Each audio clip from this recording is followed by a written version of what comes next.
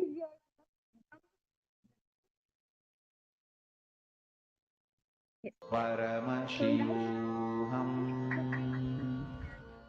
Om Nithyananda Paramashivoham Om Nithyananda Paramashivoham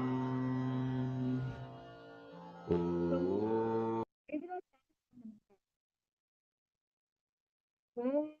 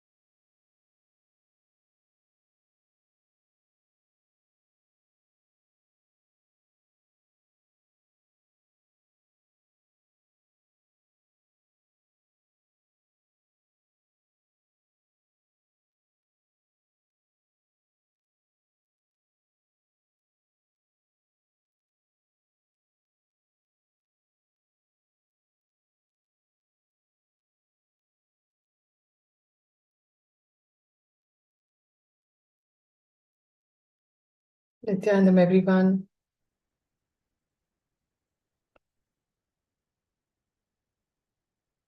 And requesting all the participants to please settle down in front of the cameras. We'll begin today's session.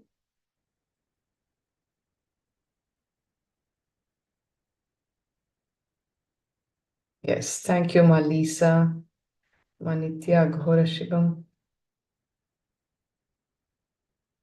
and Ma. What about the rest? Karunakaraya, Lijuan, Ni.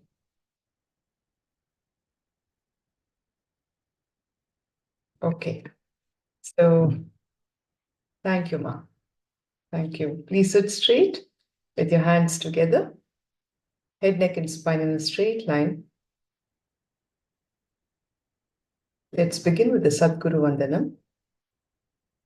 Nithyanandam Paramasukhadam Kevalam Gnanamurtim Dvandvatitam Gagana Sadrusham Tattvamasya Lakshyam Ekam Nityam Vimalamachalam Sarvadhi Sakshi Bhutam Bhavatitam Trigunarahitam Sadgurum Tam Namami.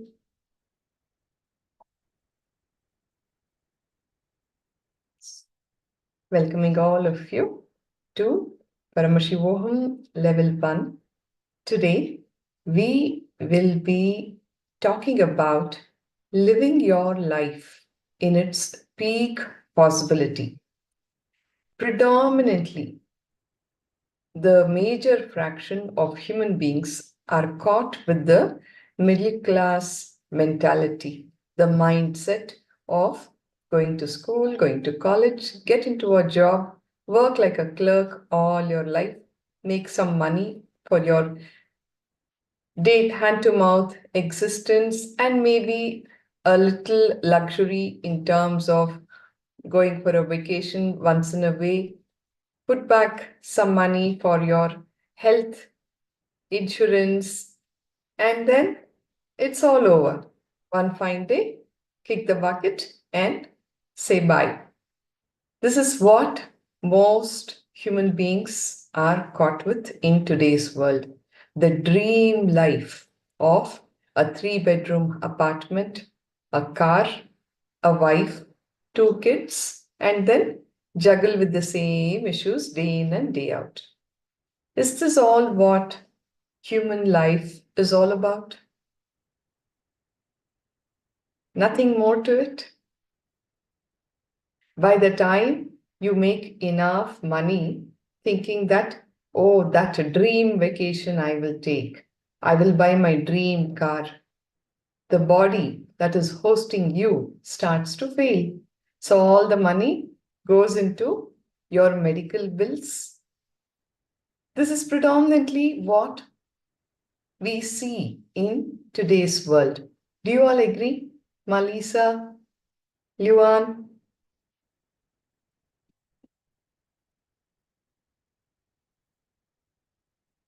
Yes. So, when you look back into your life, the inevitable question happens, is that what I am here for? Nothing, no more to my happening than get up, do some work, get little money, eat, cook, eat, sleep, and repeat the same cycle all over again.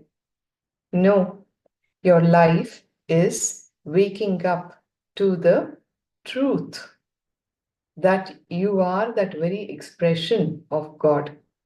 Wake up to the God particle in you and open up your peak possibility and supernatural powers. Bhagavan says your life is to live life to your peak possibility. Welcoming all of you to this session in Paramashivoham with the Supreme Pontiff of Hinduism, Jagadguru, Mahasanidhanam, His Divine Holiness Bhagavan Nithyananda Paramashivam.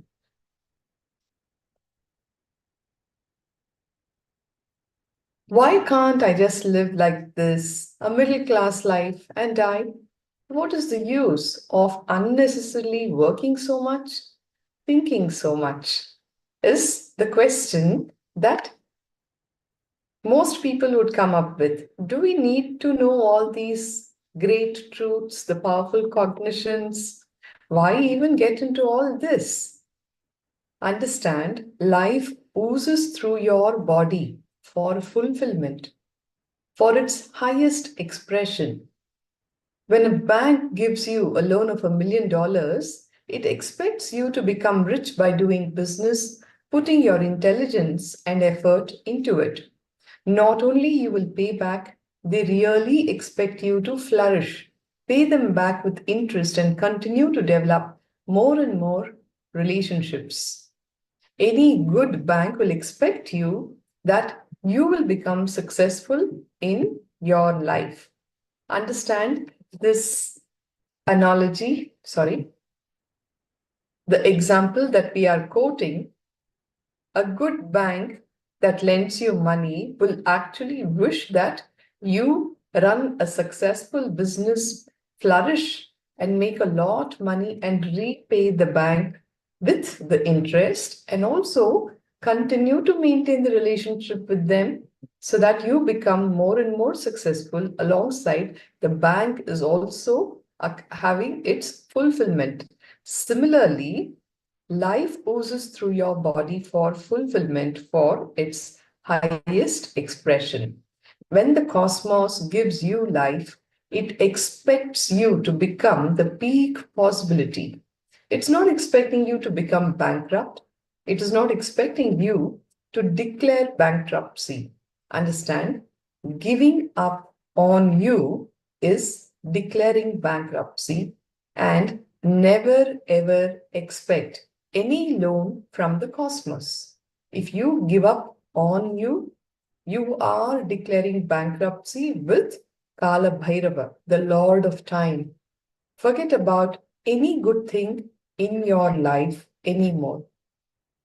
Look back into all your failures in any which aspect, whether your education, your career, your relationships, your finances, your health, or your own spiritual journey.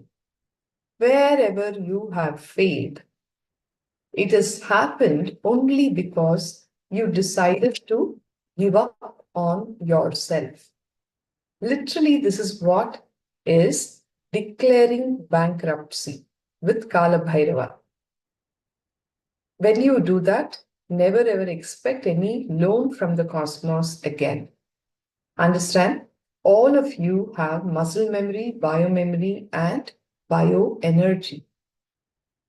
Awakening the biomemory awakens the multiple possibilities in us. What is biomemory? Biomemory is the cognitions that you carry about yourself, God, and the world.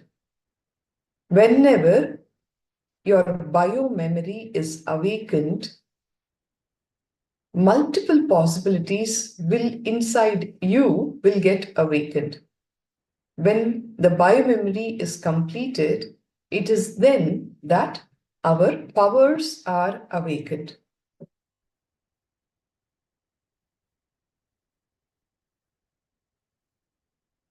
Are you all with me? Yes? Good. Working on your muscle memory awakens your possibilities, not powers. Please understand there's a difference between circus and magic. At a young age, you may not know the difference, but both are shows. In the circus, the possibilities of the human muscles and human bodies are awakened. They will bend, roll in an unimaginable way, which you literally can't imagine, where the possibilities are awakened. That's one example. Even living with less food, no food, or ability to eat whatever you want and digest, all of these are not powers, they are only possibilities. Please contemplate on this.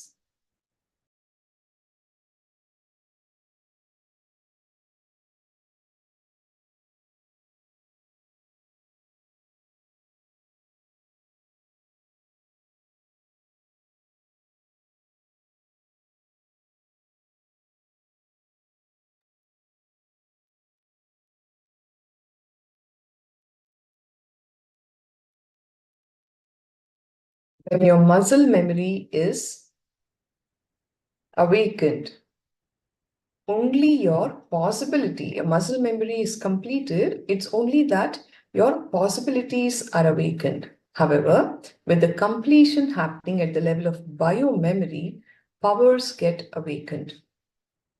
Understand, all the circus tricks and the magic are nothing but possibilities. They are not powers. You need to know the difference. They are physical possibilities, physiological possibilities. If you are able to sleep as long as you want, or able to sleep without, or able to be without sleep as long as you want, or able to sleep whenever you want and be without sleep whenever you don't want, all of these are only possibilities. They are not powers. All the memories that are recorded in your muscles, like your day-to-day activity from brushing the teeth, taking bath, Bhagavan says, I have seen yogis who have never brushed their teeth or took bath for years. You won't find one, not even one small smell around them. I literally lived around them. They don't have 1, 2, 3, as in they don't even defecate, pass, urine, nothing of that. I have seen yogis, but even all this is only a possibility, not a power. Look at life and see where all you misunderstood this as a power.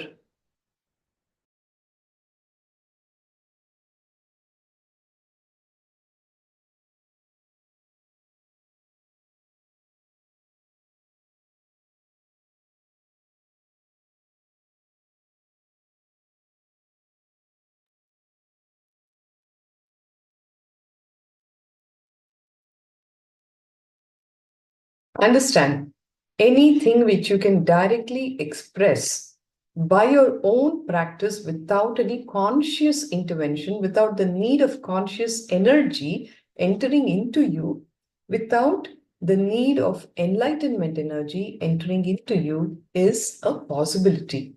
Whatever you do on the level of possibility. Many circus people will be doing, Guinness record holders will be doing. There is no necessity for a conscious intervention.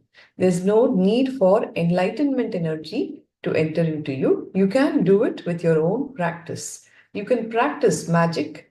You can practice all the tricks, the physical extreme movements, the rolling over, the jumping, all of that which you see in circus can happen with your own practice. Now, that does not mean they became enlightened or they became spiritually aware of themselves or they have developed a spiritual cognition. No, they may not have, but it is not a must.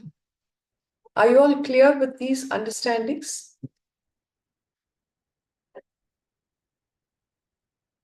Right. Understand the spiritual possibilities need to be awakened. Spiritual possibilities need to be worked.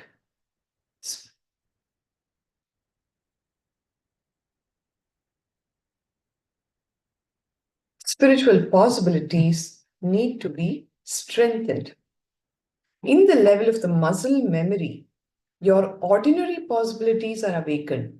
Same way, if you awaken the muscle memory and complete with all the unnecessary patterns and reprogram the way you want, you can jump an unimaginable distance. You may even be able to make your body heavy or light. All of these are only possibilities. You can be without tiredness and boredom about life. Even these are possibilities, but that does not require spiritual energy. It doesn't need to have the intervention of conscious energy, the energy of enlightenment. Understand? Awakening your muscle memory and completing with whatever patterns you don't need and reprogramming the way you want awakens the multiple possibilities because all your day-to-day activities get recorded in your muscle memory. All the knowledge, the ideas, the concepts required for you to run your day-to-day life gets recorded in your muscles. Are we all clear with this understanding of muscle memory? Yes? Can I have an acknowledgement? I see Malisa nodding her head. What about the rest?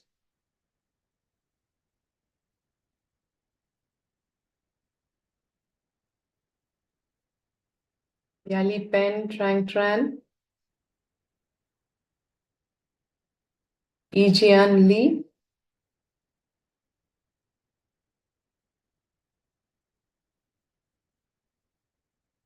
All right, Ma.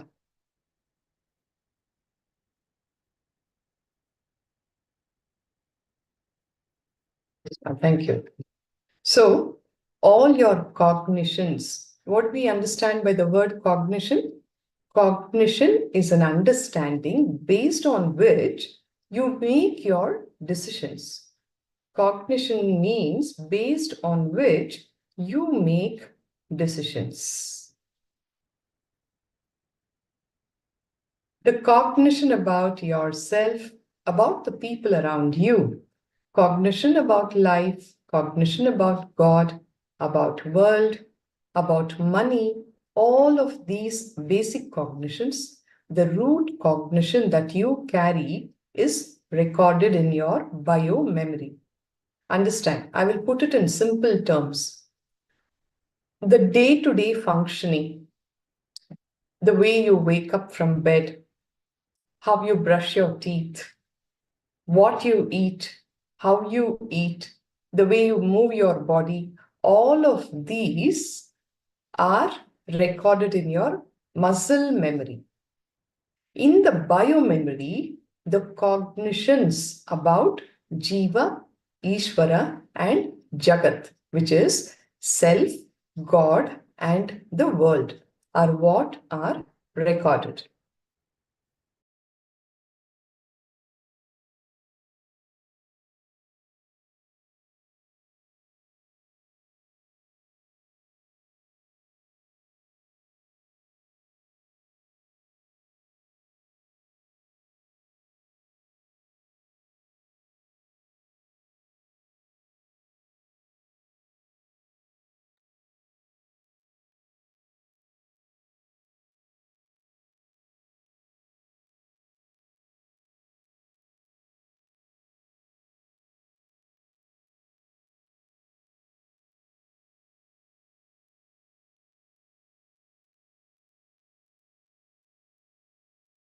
All right. So when you think everyone out there is cheating, you can perceive anybody as cheating. This is your cognition about life, about the world. Because you are cognizing it that way, you will perceive everybody and anybody is cheating you. When you think of everybody out there is only there to support me, you will perceive anybody as a great support. The cognitions you carry about you, your world, about others, about life, about God, about nature, when those cognitions are completed, the limiting cognitions, which are called as incompletions, when they are completed and the powerful cognitions are awakened, they start expressing as powers. Understand? In the muscle memory, if the incompletions are removed, completed, your possibilities are awakened. In your biomemory, if your cognitions are completed, your powers are awakened. See, at the level of muscle memory, you may have a certain incompletion for physical activity. The tiredness and the boredom that you experience is a incompletion which is there in the muscle memory level. When you complete with that incompletion, you will see that you will be able to perform extremely ardent, hard work activities for long hours. Your endurance levels will go up. You will be able to manage any amount of work without tiredness and boredom. But still, that is only your possibility. It is only when the incompletions at the level of the biomemory are completed, your powers will be awakened. Understand, when your small inner image, the image which was built accidentally, is completed, right visions about you can be implanted. Please understand, 99% of the time, your thoughts about your life will be just a fear of failure. Look into your thought process about life. 99% of the time, it will be the fear of failure. Your plan, your vision about the future should be celebrating what you want as reality. And that is going to infuse the energy and the intensity for you to run. I'm going to be doing this. I'm going to be doing that. I'm going to be making it happen. This should be your thought process. Rather than thinking, oh God, I don't think I will be able to do it. I'm sure I have tried in the past. I have always failed. You know, when you are caught up with this kind of a cognition about life, where constantly you are only encouraging and entertaining the fear of failure, you're going to manifest failure. On the contrary, your vision about the future should be celebrating what you want as reality.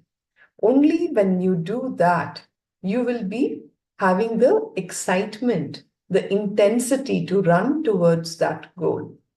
Are we all clear with these understandings? Karunakar, Krishnanaya?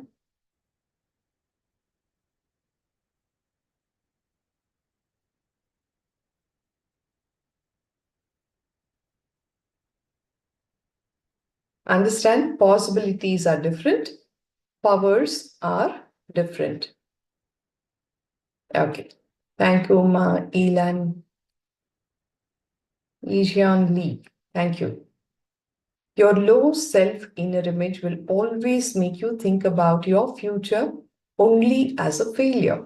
When you complete with your low self inner image, you will start having vision. Means you just know I'm living to make what I want into reality. So this is the completion that is happening at the level of your biomemory. the cognition that you carry about you. When that gets completed, you will come out of the fear of your future. It is your low self inner image which will always make you think about your future only as failure. It is only when you complete with that you will start having a vision, which means you will know, I am living to make what I want into reality.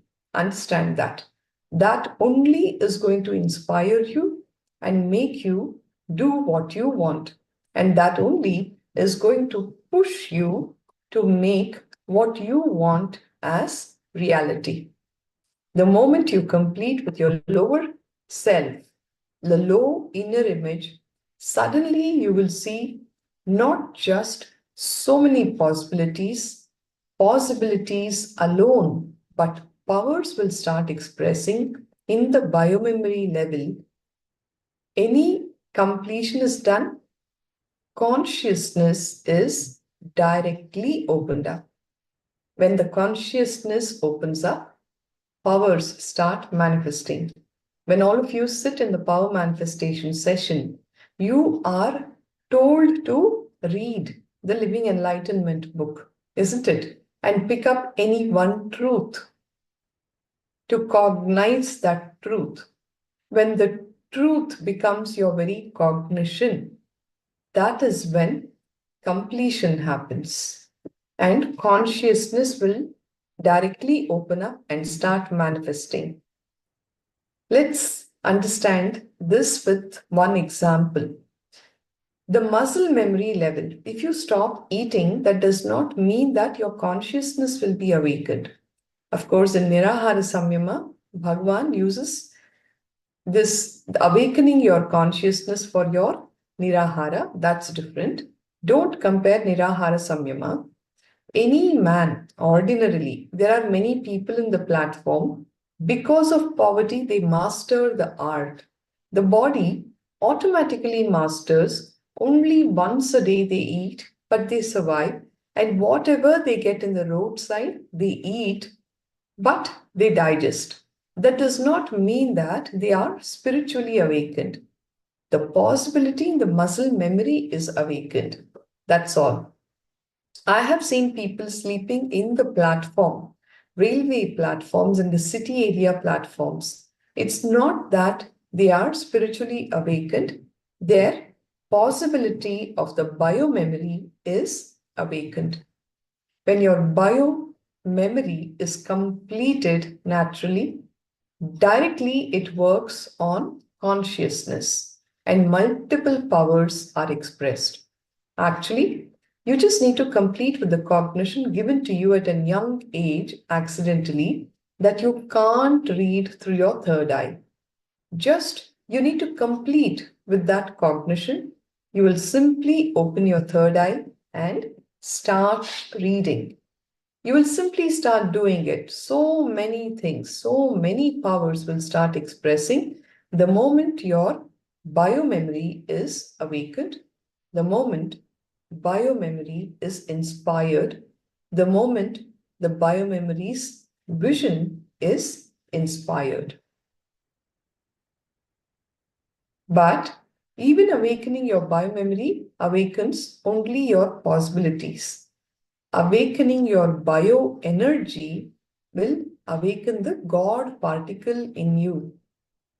Nithyanandoham, Paramashivoham is all about the God particle in you. Awakening the God particle, reminding the God particle that it is God. Reminding the God particle that it is God. Maybe it is a particle, but still it is God. Now, when your bioenergy is awakened to the God particle in you, that is when you will start manifesting extraordinary powers.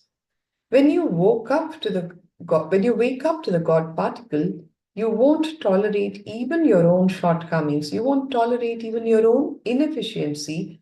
You won't tolerate even your own incompletions. That is life, says Bhagavan. Somebody asked me the other day, Swamiji, You don't even tolerate 1 inch of somebody's incompletion, inefficiency. I told him, hey, I don't tolerate even my own incompletion, inefficiency. Where is the question of tolerating somebody else's? The man who does not tolerate his own incompletion, his own limitations, his own inefficiencies is a leader. A man who tolerates his own incompletions will not even be aware of others' incompletions. See, when you are blind enough not to see your own, obviously you will not be seeing others. And that person will never qualify as a leader.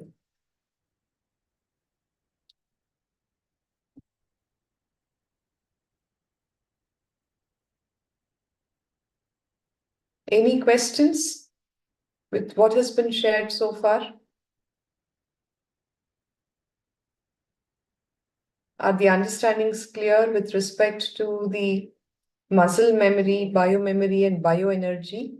How incompletions in the muscle memory, when completed, you will be awakened to your possibilities.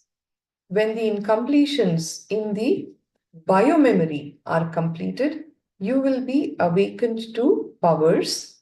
And when the bioenergy is awakened to the truth of its reality, the God particle, that is when extraordinary powers will start manifesting in life.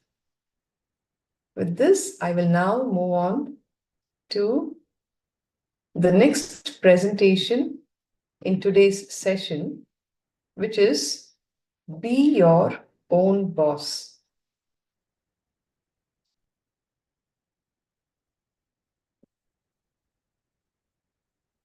Let us understand what is being your own boss. Be the leader of your own life. Develop the right cognition to live a rich life. Is it just about running your own business? What understandings come to you when you're told to be your own boss? I would like to hear from the delegates here. What do you understand by being your own boss? I'm sure there is much ironing out that is needed with our own cognitions about this concept. If you share, I will be able to. Okay. Mariano Perez says, running your own life. Lisa Ishana Shiva Shakti Ma says, taking responsibility and much more. What about the rest? Please go ahead and share your understandings.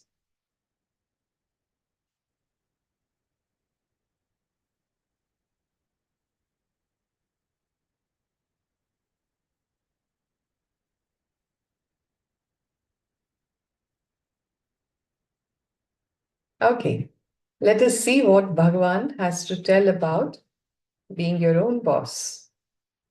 Karuna Karaya says, becoming independent. Okay, all of you are right in a sense, but there is much more to becoming your own boss. Let's understand. The truths that are decoded from the Ishavasya Upanishad are presented in immediately applicable, user-friendly manner with the cosmic principles. You will have guidance on how to let the mantra diksha, the guru's words, to work on your inner space to proceed exactly as per education in the Hindu tradition, the 3 steps, Shravana, Manana, and Nididhyasana: listening, contemplating, and expressing the truth in your life. Shravana means listening, Manana means contemplating, and Nididhyasana means expressing. So let us understand this truth of being your own boss. Using all the 3 techniques, listen to the truth, develop the right cognition to live a truly rich life as you want. Being your own boss, the first principle is correcting the blueprint that you carry inside you. Listen, whatever you cherish in your heart, the secret chambers of your heart, you attract that, you manifest that, you make that into your reality. Please internalize this truth. In the process of becoming your own boss, all of these understandings are extremely important. You need to work on them, and you will see how this truth will start manifesting in your life. The very first step is to correct the blueprint that you carry inside you. Because whatever you cherish in your heart, you will attract that, you will manifest that, and you make that into your reality. So whatever you carry in your heart, in your secret chamber, in your being, in your depth about being your own boss, the idea you carry, the idea that you cherish, the idea you enjoy being your own boss, what you think as being your own boss is, that needs to be aligned, that needs to be corrected. So the first principle is correcting and aligning the blueprint. Okay? Are we all clear with this understanding? Can I have a thumbs up? Need more clarity? Please let me know. Because these are not just some theory sessions that we are sitting. We are wanting to use these lives, these truths in our life, make it our very lifestyle. All right? So, we'll move on. The second truth that I want to share with all of you, the cognitions that you have are the real richness. The right cognitions, cognitions established in the space of completion is the real richness. Your cognitions about rich life established in completion will manifest a rich life. Nothing can stop. Understand? Let me explain this truth with an example. See, when you were a child, your family, your parents were going through a difficult situation. And probably for the very first time, you even understood, oh, this is what poverty is all about. And there was a certain neighbor or a relative who actually mocked your family about your situation. He didn't offer help when you so badly needed it. He behaved very arrogant. He never helped you out. On the contrary, he was very rude with your family. At that point in time, the ideas that got created in you about wealth will play a major role in creating the cognitions about wealth. You might have felt wealth is something very bad, but still, you know what? One day I am going to make enough wealth to prove this to this guy who treated us so badly. See, this whole idea of wanting to create wealth happened from a very incomplete space. Are you catching the example, Aya? Karnakaraya, Malisa, Lijuanzo, okay? Where you felt the hurt of being offended for lack of wealth. And you took a decision that one day I'm going to make so much money, I'll just go and throw it on his face. You might have become a millionaire, but until and unless that poverty consciousness inside you is healed, is completed, you are never really going to be a rich man. You will never live the life of a rich guy, because in your very depth, the whole act of even generating the wealth has come from the hurt, has come from the incompletion that you carry about wealth in your very depth, in your deepest chambers of your heart. Are you clear with this understanding, Malisa? Lijuan?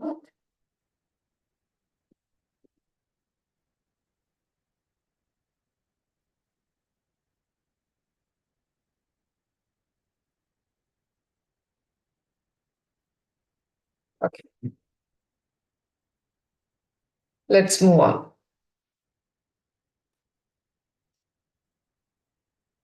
Your cognitions about rich life that are established in completion will manifest a rich life. Nothing can stop. If you think, I know how to manifest rich life, it is not happening, Swamiji.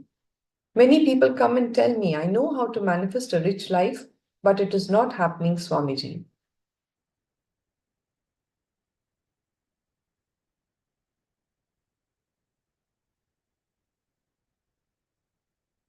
Then be very clear that you do not know. Everything starts with knowing, that is, with Saraswati. Saraswati is capable of manifesting Lakshmi, that is wealth, and Durga, Shakti. If the wealth and Shakti are not manifesting, be very clear, something is wrong with your knowledge, with your Saraswati, says Bhagwan. The first principle is correcting the blueprint that you carry inside you. Whatever you cherish in your heart, the secret chambers of your heart, you attract that. You manifest that. You make that into your reality. A poor man's idea about rich man is not a rich man. A poor man's idea about rich life is not a rich life. In the example that I stated, you as a child, out of that very incomplete space, would have made some conclusions about how a rich man would be. Possibly that relative wore loads of gold on his body and he drove a very big car. So that is your idea about a rich man. The moment you make money, what is the first thing that you will do? You will go buy lots of gold and put it on your body and start driving that big car. You know, that kind of richness actually stinks. You will never have the grace and the real fulfillment of being a rich man. You're just going to live a poor man's idea of a rich life, a poor man's version of a rich life. When your depth cognition perceives yourself as poor, the ideas that your logic generates, the breadth that your heart cherishes about richness cannot be real richness. Please understand, your depth needs to be acid washed. You need to flush out the idea of poverty from your depth cognition. The cognitions that are established in the space of completion is the real richness, says Bhagwan. Right cognitions defines real richness. You decide your health, you decide your whole day, you decide what you should do, what you should not do. Above all, you decide your mood for the whole day, how you should be and how you should not be. This is what being a boss would all be about. Deciding not just your moves, but deciding your moods is what makes you your own boss. The truth is that you are hardwired to manifest what you want. If you are manifesting difficulties, sufferings, and torture, be very clear that is what you want. Be assured and be informed that is what you want. Bhagavan says, I'm not insensitive to you, I am sensible to you. I am not insensitive to you and your suffering. Your ideas about being your own boss needs an acid wash. If you cognized yourself as bound by your boss and you create illogical ideas and fantasy visualization about being boss, suddenly, some way you get the power, you will only be bossing around, you will never be a boss. See, when you are a worker, if you felt bound by your boss, you felt like a slave working for your boss, tomorrow, even if by some fluke, hook or crook, you become a boss, you know what? You will be living that same version of a boss. You'll just be bossing around and nothing more than that. Understand? Bossing around is different. Being a boss is different. Still, in your cognition, you're a slave, but you got the power, then you will be bossing around. Is this understanding clear, Malisa? Yes? Good. Thank you for the acknowledgement. Not just deciding your moves, but deciding your moods too. Be your own boss means that not just deciding your moves, but deciding your moods. Most of you, I should say, almost all of you, cognize poverty and create an idea, an ideology about richness. Cognize slaveness, but create theory and theology about freedom.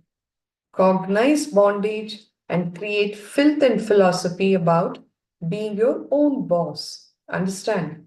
Creating your own theories and theologies, your own ideas and ideologies, your own filth and philosophies is not going to make you your own boss. The first principle is bringing completion to your depth, not just your thought currents. Your completion has to happen at the level of your bio memory. All the cognitions that you carry about yourself, about world, about God, all of those need to be completed. What is my idea of my own boss and being my own boss? Please understand these questions and start penning them down.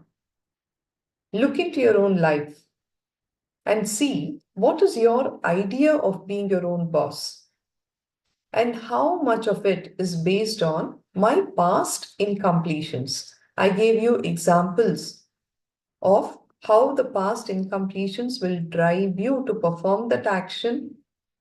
And even if you fulfill the action, you may have achieved that action, but you will never feel complete inside. You will never be fulfilled inside. You will never enjoy that space.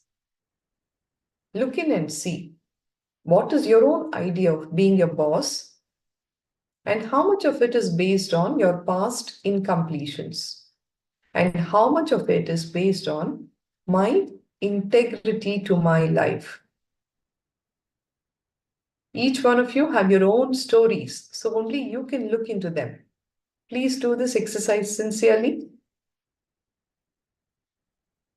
The internalization exercises are designed so as to give you a breakthrough. Wherever you are stuck, you will break free from those limitations.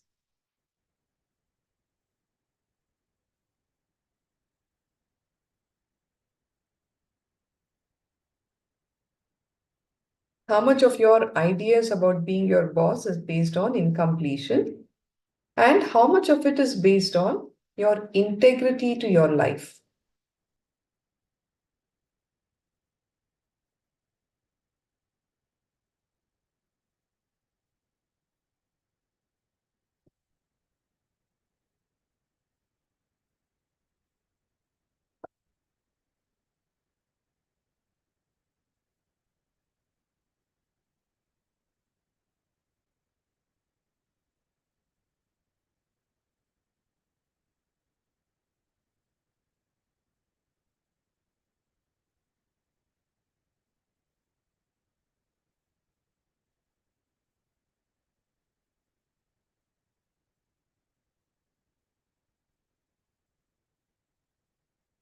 Mariano, Yalipen, are you all doing the exercise? E.G. and Lee.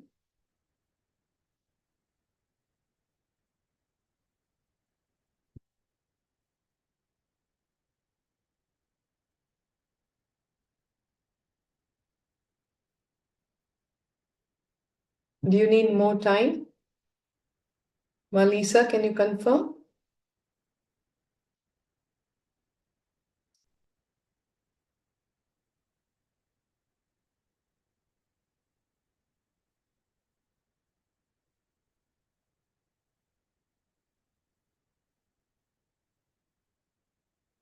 Yes. You just answered the first question. Okay, move on now. How much of your idea of being the boss is based on your own incompletions is the next question. Okay, you need more time to digest, says Yijian Li. Okay, please note down the questions. You need to keep chewing on these. You will see that so many clicks will happen because these are the areas that we on our own have never looked in and addressed in our lives. Bhagavan is opening our eyes to all these blind spots.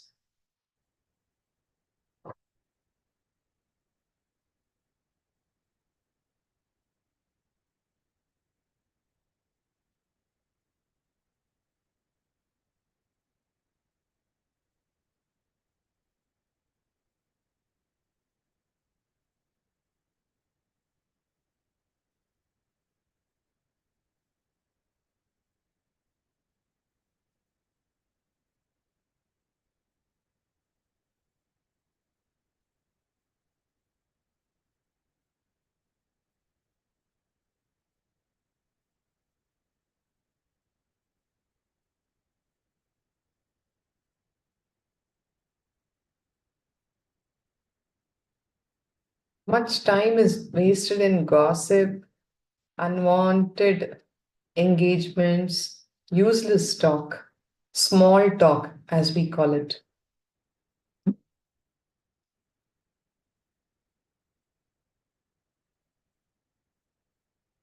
Now is the time you will be having a mature conversation with your own self. That becomes a preliminary requisite, the stepping stone towards living your life at its peak possibility.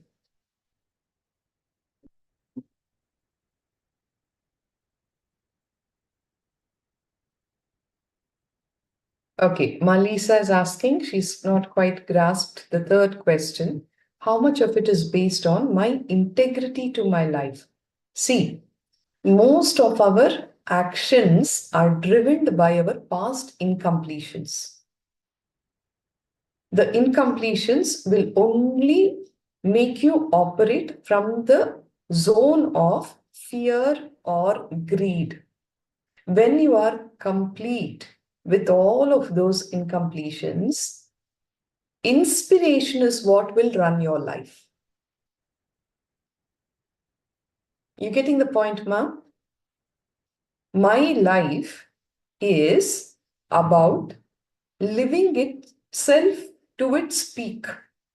When you are living your life to your peak possibility, your peak capacity, with manifesting extraordinary possibilities and powers, you are living life with integrity. Is that understanding clear?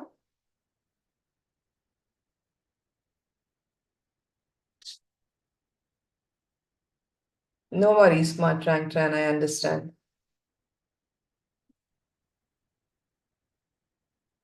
But continue to contemplate on all of these truths that are being shared.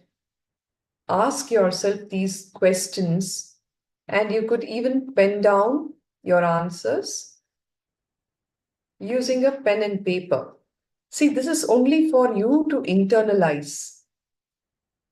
Your life story is unique to you. But the internalization exercises are designed such that each one of you will discover what is limiting you. Where is it that you are stuck? Why are you not manifesting your peak abilities, your possibilities? Once you identify the past incompletions, you need to acid wash your very blueprint with completion. Why do I want to become my own boss? What do I understand as being my own boss? Is this a revenge that I'm taking out on somebody? Is it to prove myself to somebody? Is this whole thought current stemming from a lower inner image? If so, what is it? Once you identify that, complete with the lower inner image, from that space of completion, out of pure inspiration and out of integrity to life, having the right belief system about you, when you step out, you will see that you will become the boss who's not only dictating the moves, but also all your moods. You need to acid wash your very blueprint with completion.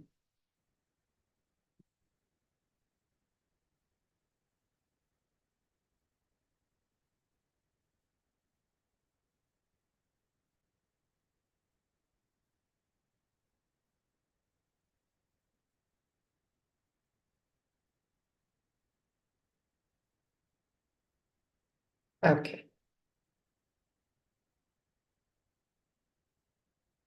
Asia Lee, are these understandings helping you, Ma? Okay. She says, understood. Thank you. So, continue to chew on all these truths. Continue the contemplation. I'm sure there will be so many more clicks that will happen for all of you. Look into your ideas of richness. Look into your ideas of powerfulness. Look into your ideas of what is the meaning of being your own boss. The moment I utter the word be your own boss, you think I can design my whole day, all my moves, but you don't understand you will be the real boss only if you can decide the mood of the whole day also, not just the moves of the whole day. It's not just about, oh, I can wake up whenever I want. There is nobody who's going to question me, what I'm doing. I will work only for 4 hours. There's nobody to ask me.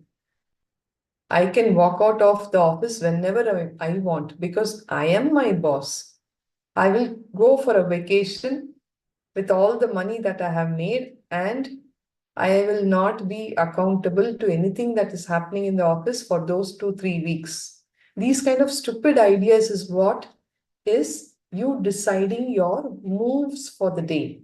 Bhagavan says it's not just the moves, it is about deciding the mood for the whole day, the mood that is based on your space of completion, that is not subject to the ups and downs that tend to happen when your very thought process, the action, all of that is coming from a incomplete space. When your cognition, the depth is established in completion, from that completion, the ideas of richness that you create will simply become a reality. From that completion, the idea of power that you create will simply manifest. From that completion, the idea of being your own boss you create will simply manifest. Bhagavan says about masters, enlightened masters, they just have to sit under a tree in a forest or on the road, and they can literally build a kingdom around them. Because this whole action is happening from the space of completion. The right cognition about power, the right cognition about being your own boss is what will manifest that space. Dig out all your incompletions, the ideas that you carry about being your own boss. If you suddenly win a lottery today, from today, you are your own boss. With that lottery, what are you going to do? How is your life going to be? Your ideas, your theories, your theologies, why you want to be like this, and what is the reason you want your life in this way. Think and pen down what you want to be and how you will be your own boss. Okay, this is another internalization exercise which is going to help you in a big way. So I don't want you to miss out on this opportunity to have a breakthrough. So please sit and pen down. Contemplate, think, and pen down. What will you do if today you were to win a big lottery? You have a lot of money. Okay, what are you going to do? How is your life going to be? And why do you want it to be like this? What is the reason you want your life in this way? How you will be your own boss. Please contemplate and start penning down.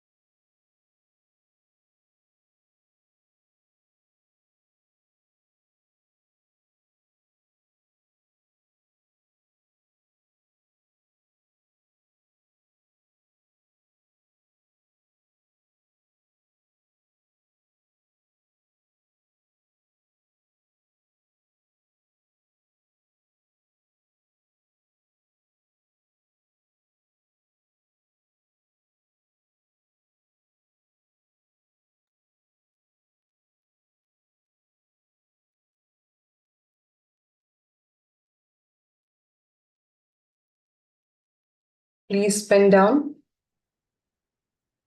Do the exercise sincerely. This will help you to dig out all your incompletions.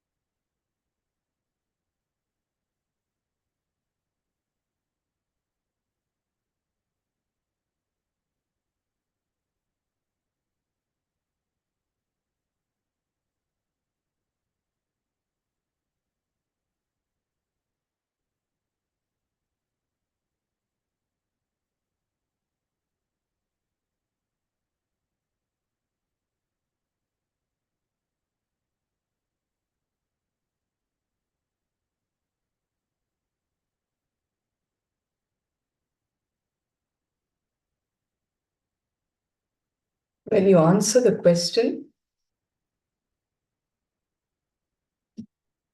Why? Why you want your life in this way? You will see the root incidents which have actually made you decide in favor of those actions, all of which are rooted in incompletions.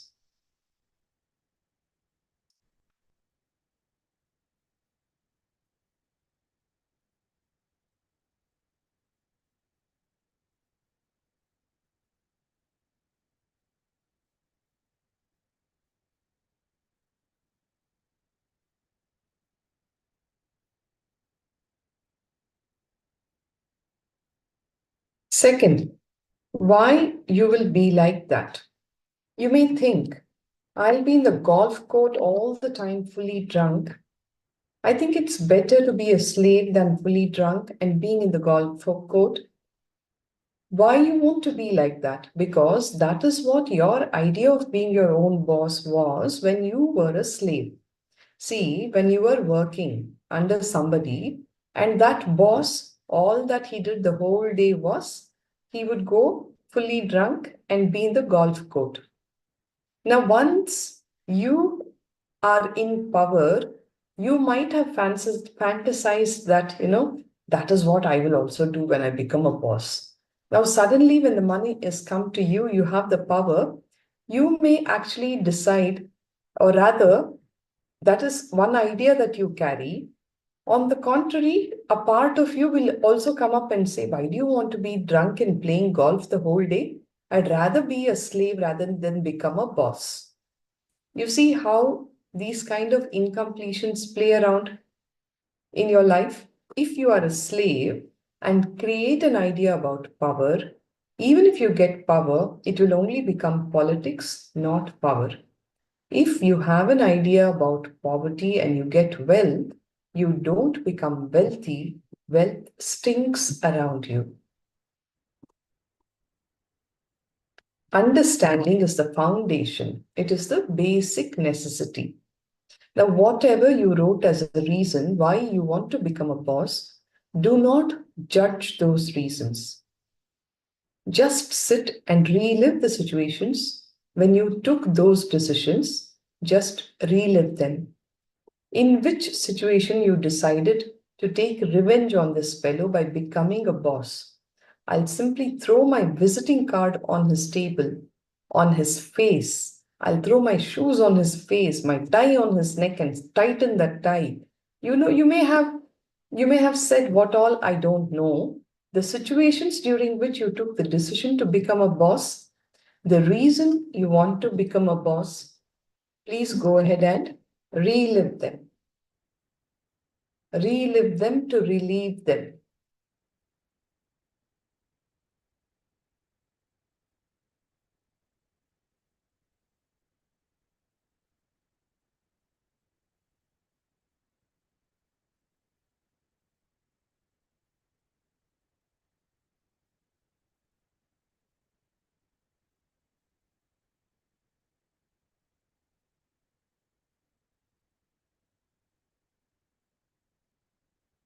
When you relive with the right cognitions, you will be completing all those incompletions.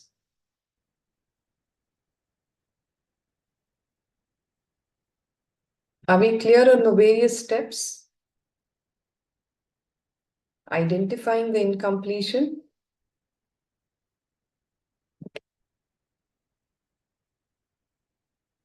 All right. Thank you, Santosh Kannanaya.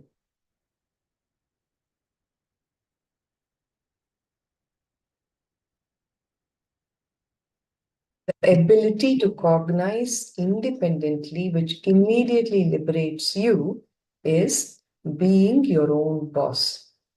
Any understanding that binds you will only keep you as a slave. When you're able to cognize independently, which immediately liberates you, you are being your own boss.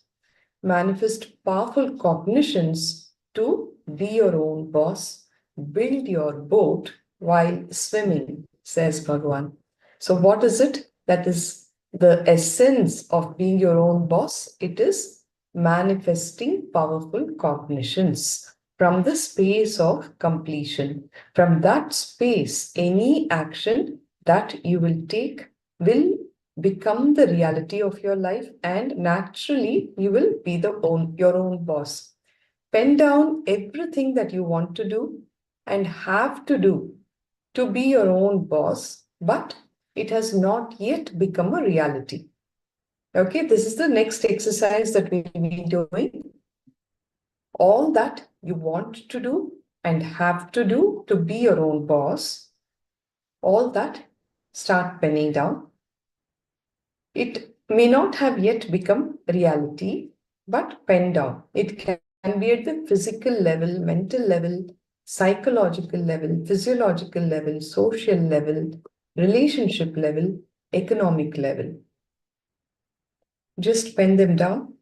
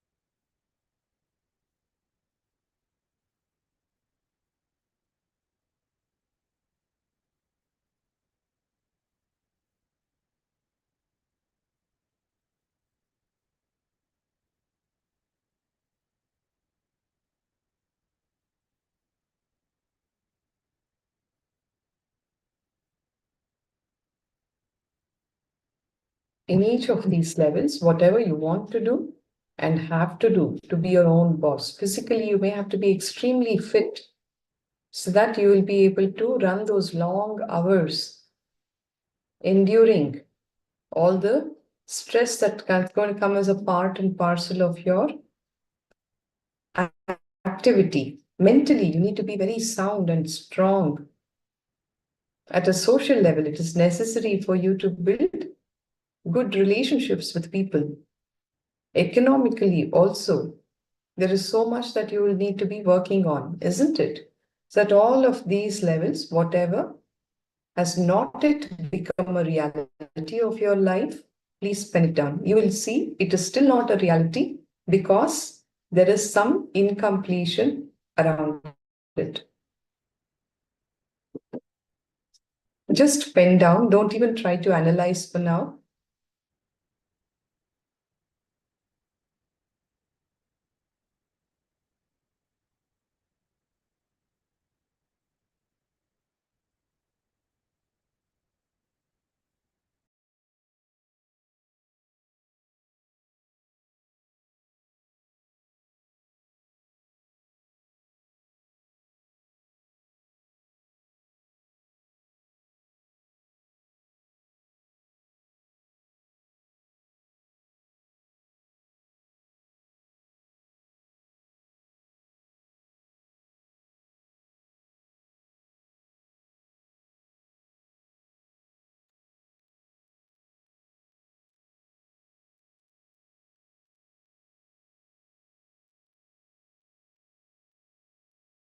Are you all doing the exercise?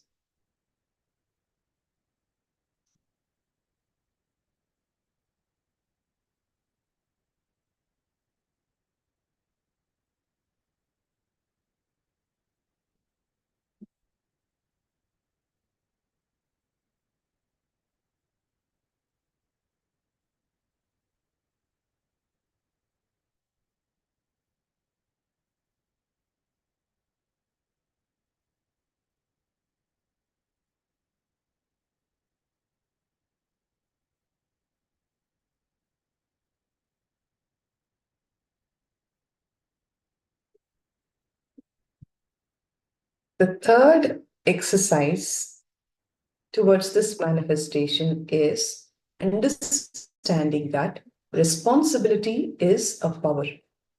Add responsibility in your life. Pen down 5 things you are going to do to bring responsibilism in your life.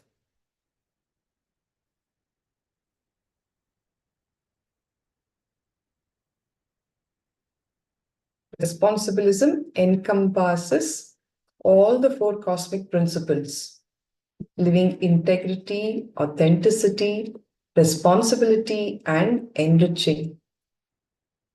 In all of these zones, what would you be doing to bring responsibilism? Pen down 5 things.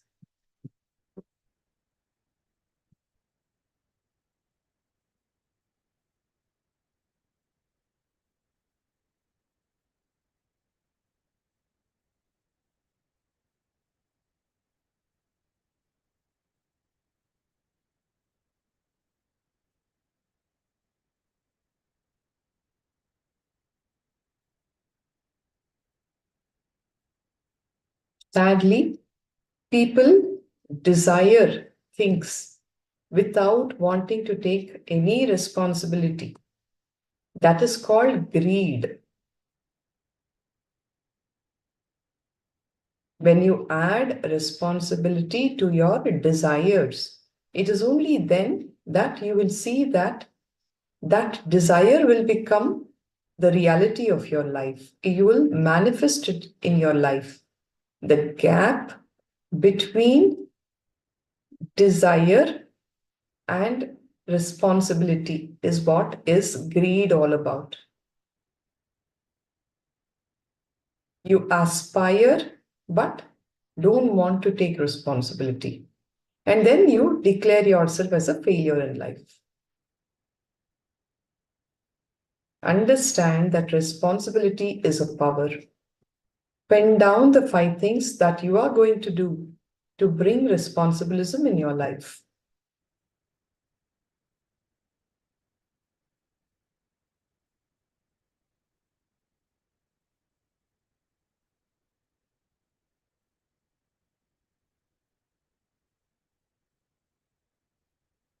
EJ and Lee, are you doing the exercise? Mariano, Santosh Kannanaya, Wangshan.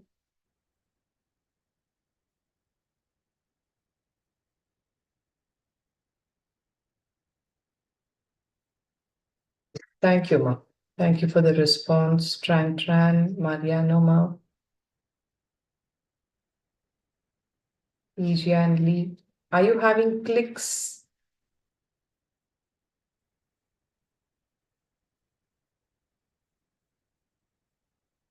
You will be opening your eyes for the very first time to all the blind spots which you have never seen. Is that happening to you guys? Can I have some responses here on the chat box? Oh my God. How could I even not see this? That kind of a click will happen. Yes, Ma Tran, thank you for that.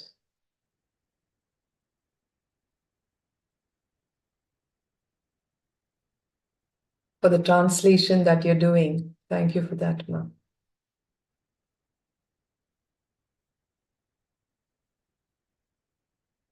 Okay. Please continue to contemplate and do these exercises sincerely. When you wake up to the fact of the matter, I'm sure you will also be empowered with all the right cognitions towards manifesting the reality that you want for yourself in your life. Okay, any clarity needed? Any questions? Please go ahead and post. Otherwise, we will continue with the next presentation.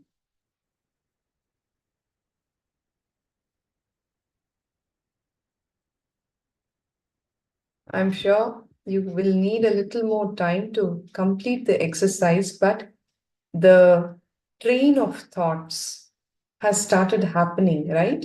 Allow that to flow, and you will see that there will be so many discoveries that are happening for you about your cognitions with respect to yourself, with respect to life, with respect to the world, with respect to God. All of those cognitions stemming from incompletions have to be relived and completed. And you will see that your life will become a success story. Okay? So with this, I will conclude now with the Purna mantra. Please put your hands together.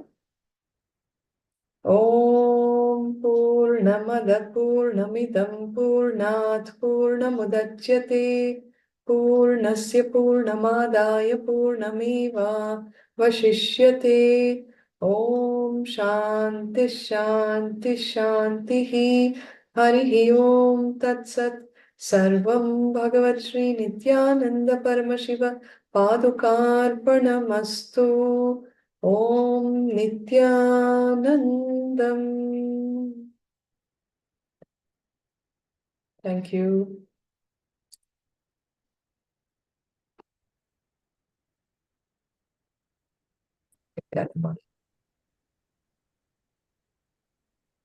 Nithyananda, everyone. Thank you, ma'am. Let's start our sessions with the Sadguru Vandanam. All of you, please sit straight with your head, neck, back, straight line, and with the folded hands with Atmanjali Mudra. Chant along with me. Nithyanandam Paramasugadam Kevalam Jnanamurtim Dvandvatitam Gagana Sadrusham Tattvamasya Ekam Nityam Vimalamachalam Sarvadi Sakshibhutam Bhavatitam Trigunarahitam Sadgurum Tam Namami. Yes, now let's start with the third eye power manifestation. So please go ahead and share your powerful cognitions from Living Enlightenment book. And we are going to do the one round of third eye power manifestation.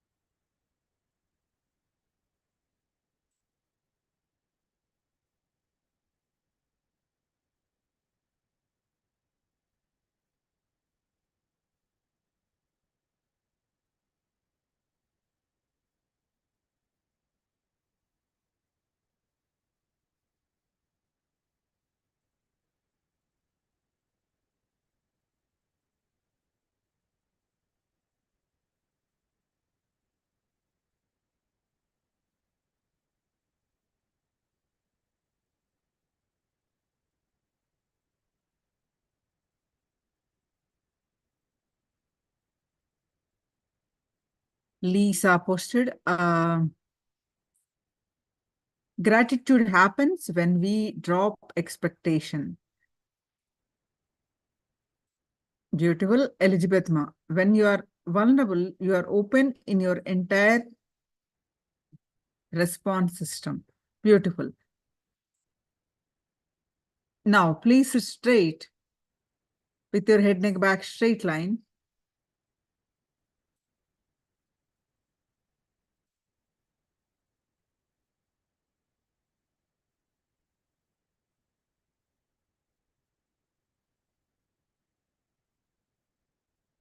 Now bring your awareness to your third eye.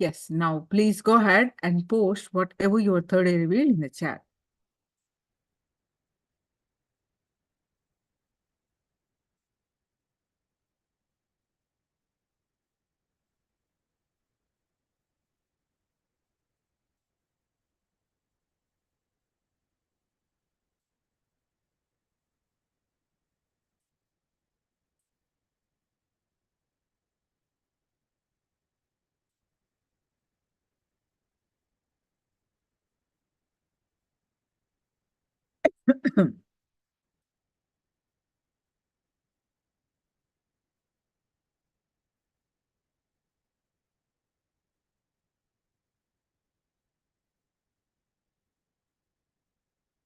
Yes, a few more seconds before I project the picture. Please quickly post it.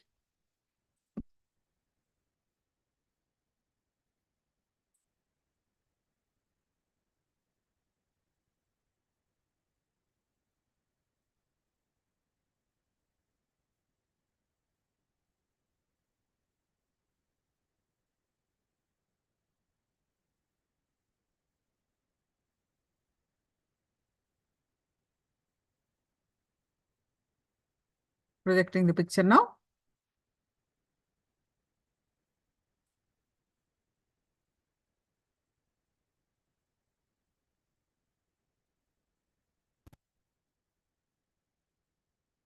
So this is what I projected. So let me read your responses. Parameshwari, yellow flower, field. Good, yellow flowers are there. So it's a partial manifestation by Parameshwari. See what a flower, tree, green, white and pink. So even Jenny also manifested.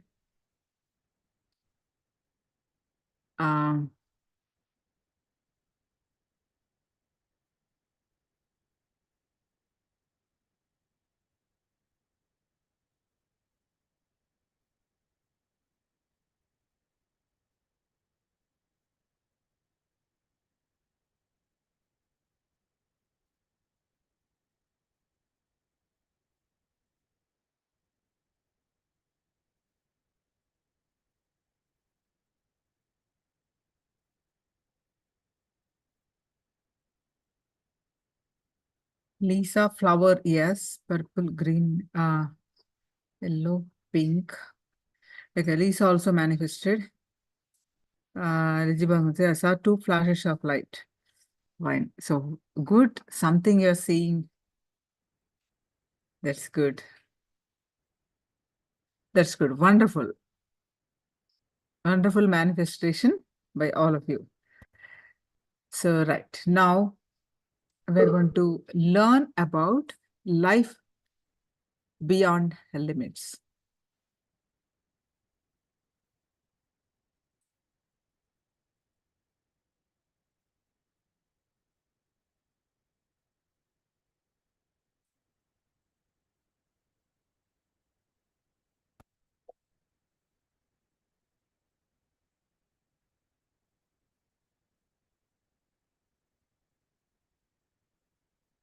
Life beyond limits. With the blessings of Supreme Pontiff of Hinduism, let's understand what the body in which you are residing, which is the center for your existence or your perception of existence, evolved step by step like cell, amoeba, growing to the level of fish.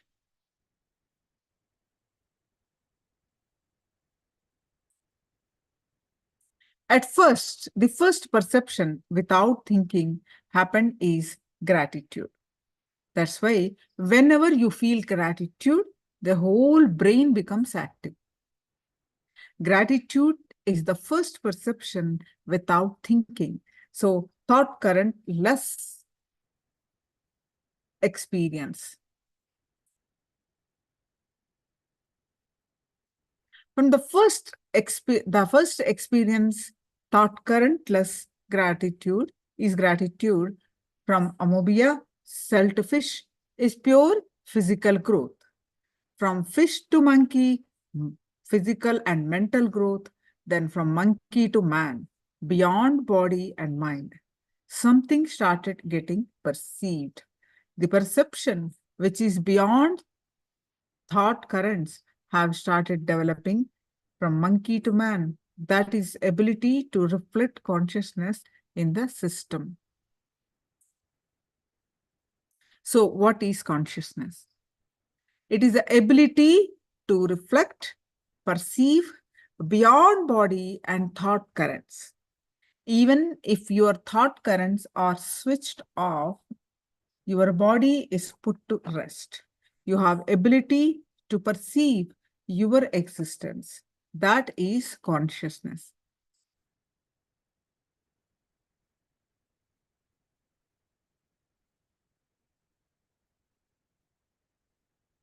Even deep sleep state, you do continuously exist, even though your body and mind is switched off. That is why when you come back, you have a consistent ability to connect with what you left. You just don't get into that delete mode. Ability to perceive even in the absence of body and mind. That ability is only available in human body.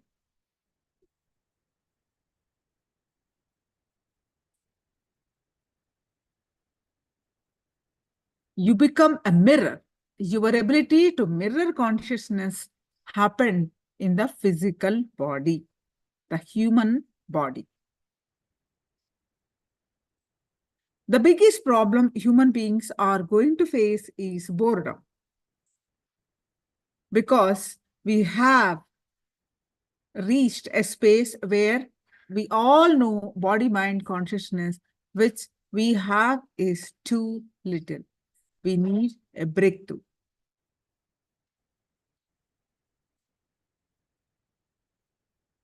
Answer for that collective seeking, answer for that collective boredom, solution for that collective boredom, answer for that collective seeking is life beyond limits.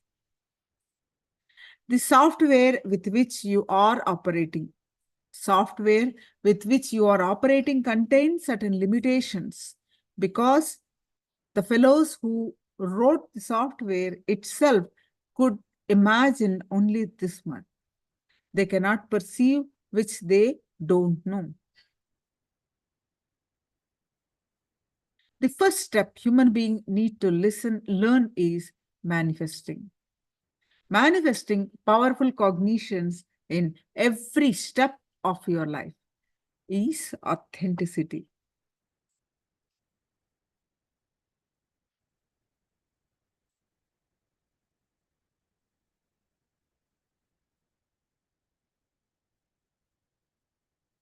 For example, you can look at your life and say, wow, so many years I managed so many problems. Then I can be really, through my whole life, if I can manage this much, why not anything further? This is a powerful cognition. Or you can also manifest, oh, I'm already tired, feeling heavy. So what am I going to do? If something more comes tomorrow, day after tomorrow, you can manifest this cognition also. Going on manifesting powerful cognitions about everything is authenticity. Freedom is not choices in front of you. It is ability to develop your will persistence with the whole universe. Freedom is ability to dictate universe with your will persistence, not choices. Choice is baby's freedom.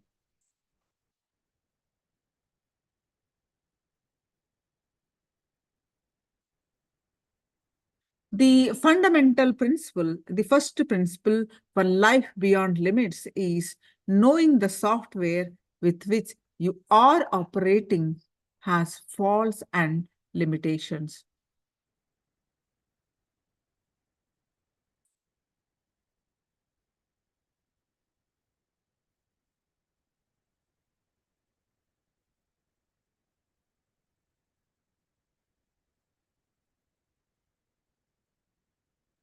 deciding to manifest powerful cognitions continuously about everything. If you can find your problem, that itself is a proof that you can solve it. If you understand about your problem, that itself is a proof that you can solve it. Among the billions, it is only few thousands are awakened to this truth. Powerful cognitions are not positive thinking. No, powerful cognitions means consciousness breaking the limits of mind and body, or body-mind.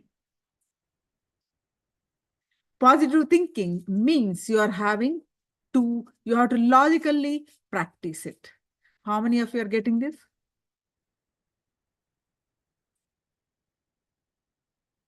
This is such an important cognition. How many of you are getting this?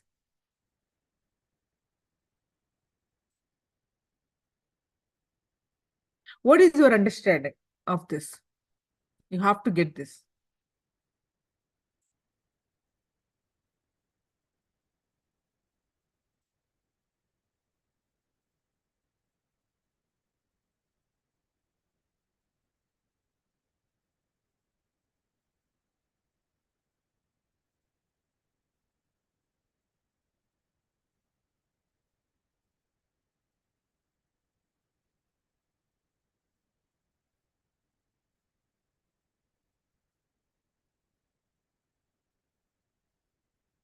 Elizabeth Ma, what is your understanding?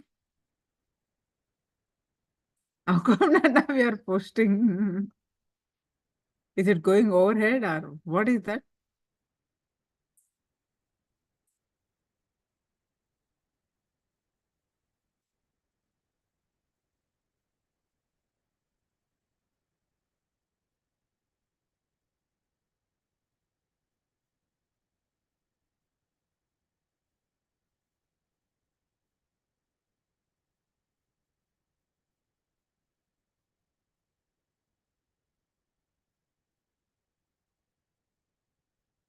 The body and mind connection is limited.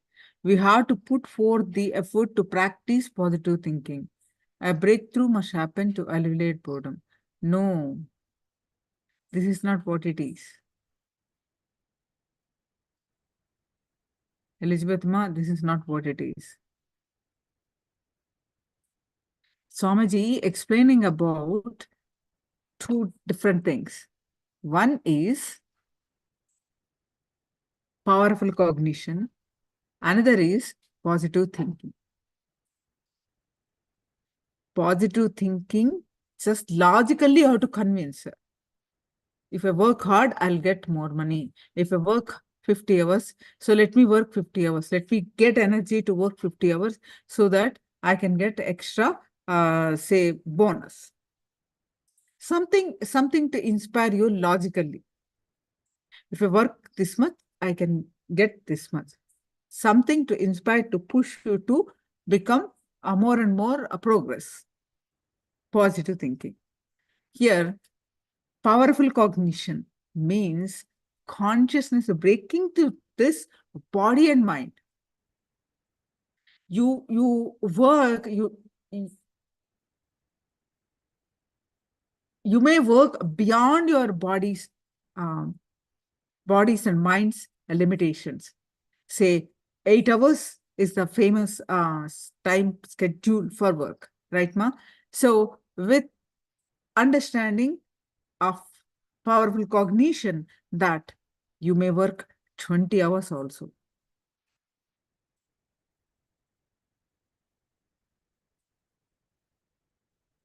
Because the core cognition itself, with the help of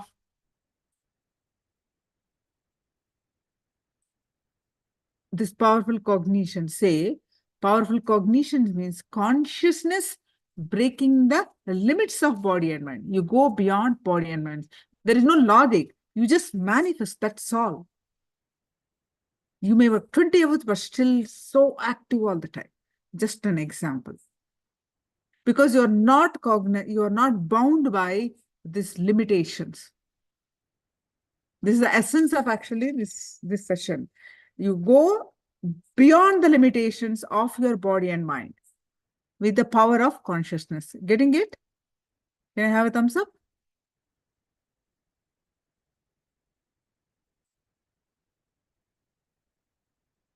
That is possible only when you have powerful cognition. There is no logic. You just get a powerful click, get inspired. You don't need to be logically convinced by that. Whereas just positive thinking is logically you convince yourself. Here, it is like a breakthrough. That's what I felt it. That's why I'm asking so many questions here.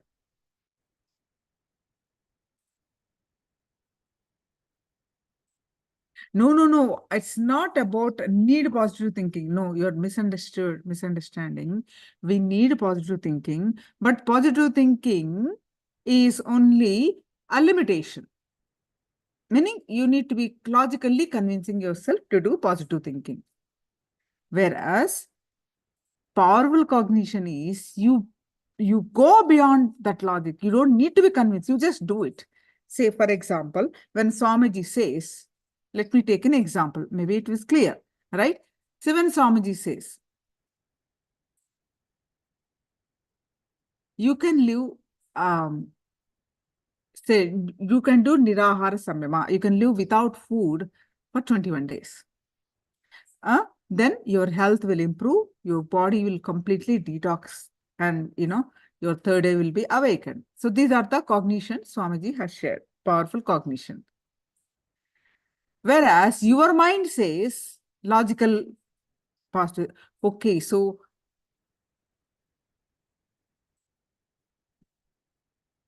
the logically how you convince? Okay. If I do 21 days, I may lose some 10 pounds. I may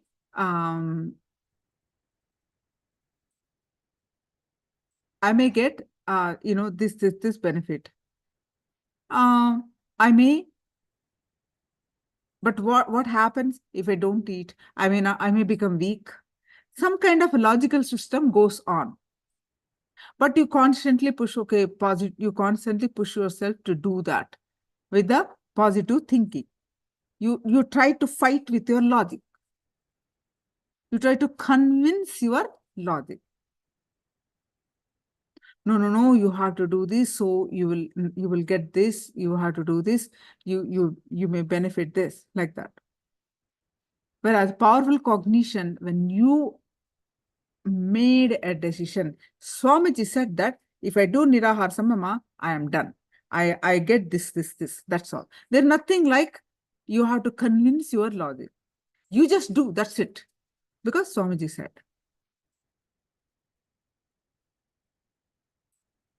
You get a click. Wow. Yes. Nirahara Samyama is the, give me a breakthrough for my problems of this.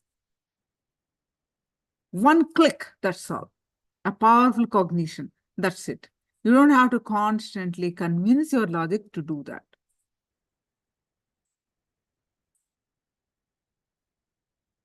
Positive thinking is going, Seema, positive thinking has limits. Powerful cognition has no limits. Understanding? As simple as put it. Positive thinking also good, but that's only give you, say, Swamiji said one of the satsang, right? Powerful cognition, a beggar may become a good beggar, a better beggar.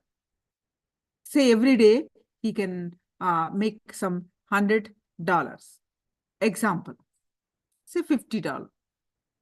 A beggar with a positive thinking, I should go work hard to go different streets to beg. I should think of sitting different areas of, city so that I may, get more money from new people. This is positive thinking. Is it clear, Elizabeth Ma? First step is clear, positive thinking. A beggar may become more beggar. A person work may become more better person. Now, positive thinking is why I am doing begging. I also should become like, I also should live a decent thinking, decent living. So let me become a millionaire.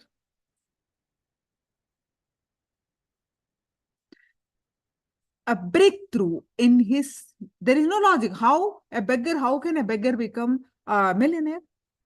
It's a logical question, right? But with the powerful click, I think when a person decides to become a millionaire, even though he's a beggar right now, he will not he doesn't think of small things. How I can do? So let me start. What are the skills I have? What I can do this? He doesn't think about his limitation. He goes beyond limitation. What are my limits? He will not think. This is going beyond limitation because you are so empowered by the powerful cognition. So that is so powerful that it keeps the shift in his space. The shift becomes so powerful. He attracts new people. Say his friend may come. Hey, you want to join my business? I need more hands. If you do really good, I can give you a share. Like, he may get a great opportunity. He doesn't need to think about think about calculating. If we start working in this Walmart, I may get $10 per day per hour. So I may get $100 per day. So in this rate, how I am going to work? Okay, so I had to work hard. Like this, logically calculating. Okay, I had to push. Let me do some overtime. So that is positive thinking. Whereas powerful cognition, the shift in the space is such that he will attract a person to help him out. Whereas he also puts constant effort. Is it clear? This is all the essence of this lesson. That's why I'm insisting on you guys need to get the clarity. Heljivitma, correct. With the positive thinking, you're trying to convince our logical minds and you push yourself to improve yourself. You are growing, but the growth is small. The growth is only small, a little by little. Yeah, you're right. Emotional level, being level, I can say. Being level. You're so inspired in the core. You're inspired to the core. Not even emotional level. Emotional level is still positive thinking. Whereas powerful cognition touches you to the core. You just do not have anything else you can think. You just do, that's all. Because that cognition is so powerful, that itself inspires you. How many of struggles you have to, your power of space will attract things. This is what you're going to learn in Kalpataru. This is the science of Kalpataru.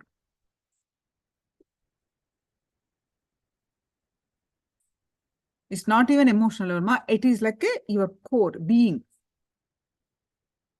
Yes. With positive thinking, then only you go limit. There is a limitless opportunity. Yes, with the powerful cognitions, we are inspired on a higher and higher than emotional. Exactly.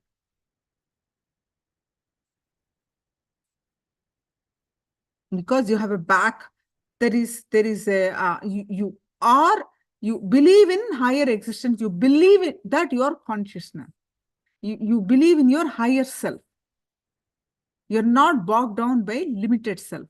Whereas positive thinking, you still work, you have a limitation of this. You have only this much capacity, but you still think positive and you still progress.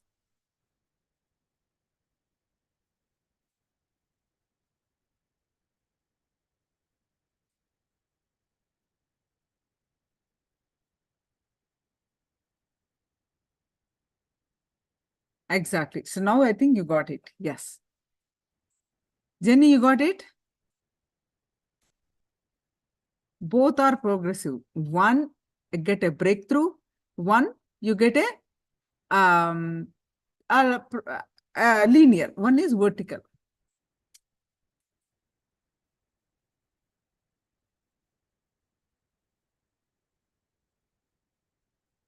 Yes, believe in your higher self is the major difference. Exactly.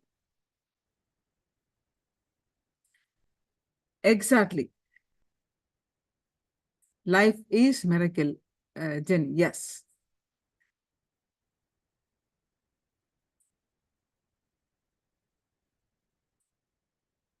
Go on manifest. That's why Swamiji is saying, exercise 1, go on manifesting powerful cognitions about everything in which you're stuck in your life. Okay? Go on, man. Replace anything that you think you're stuck. Go on replacing powerful cognitions. Sit for a few minutes, and if you get the click, then sit for a few minutes and pen down all the powerless cognition in which you are stuck. At this age, how can I manifest $1 million? Or it's like, I'm not saying it is a powerless cognition, but impossibility. It seems to be a long journey. Sit for a few minutes and pen down all the powerless cognitions in which you are stuck. The memories which puts you in powerlessness, whether remembrance of money, remembrance of relationship, remembrance of your health, or remembrance of yourself.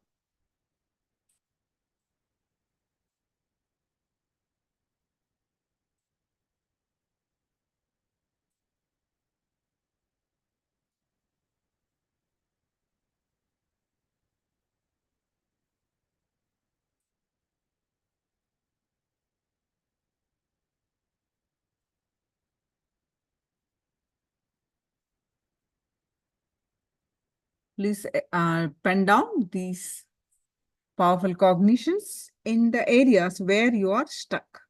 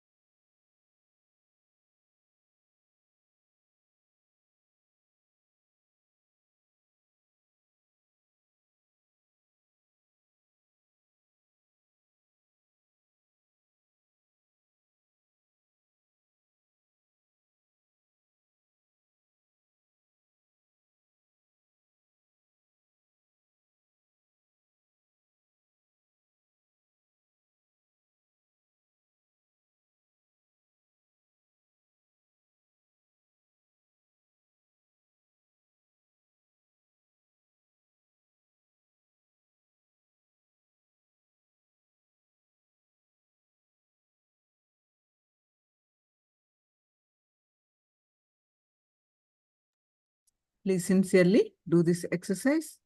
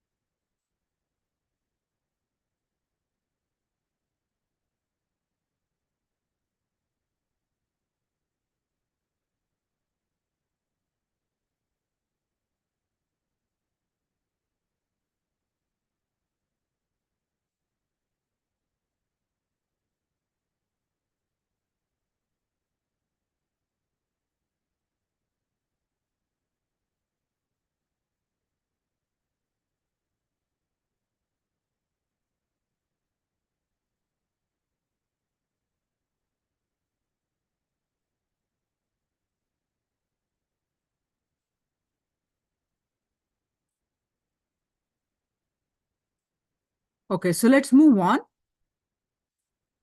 Now, exercise 2. So, decision to manifest powerful cognition, whatever you wrote now, all the areas that you feel you are stuck. So, decision to manifest powerful cognition, whatever you wrote now, which puts you in powerlessness. The same situation, if you decide to manifest powerful cognition, what kind of thought currents you will have? You will release, you will manifest about that situation. What is the powerful cognition you may want to have? For example, about your health. Oh, it is after all my body. I decide what goes on in me. So I can decide to be healthy. My decision has to become reality. Tomorrow or day after tomorrow. Time doesn't matter. So the moment I decide, it's only a question of time. And ultimately, it doesn't matter. After you become healthy, you will not even remember how long you have been sick.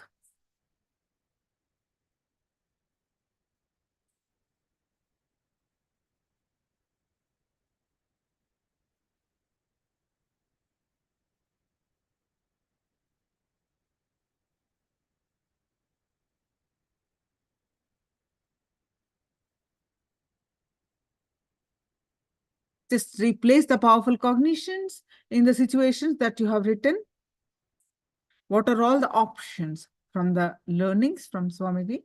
What are the powerful cognitions? If you need help, open the Living Enlightenment book. And if you're not clicking with the powerful cognition, you can chant the Mahavakya, open the Living Enlightenment book, and receive the powerful cognition for this powerless situation. Are you getting, Ma? Jenny, Elizabeth, are you getting? Yes. Say, for example, you're stuck already. You're not getting a powerful cognition. If you get it, fine, good. If you don't, if you're still stuck, you're not getting a way out. Remember Swamiji, chant the Mahavakya, open the Living Enlightenment book, see what Swamiji is speaking to in that situation, in that powerless situation.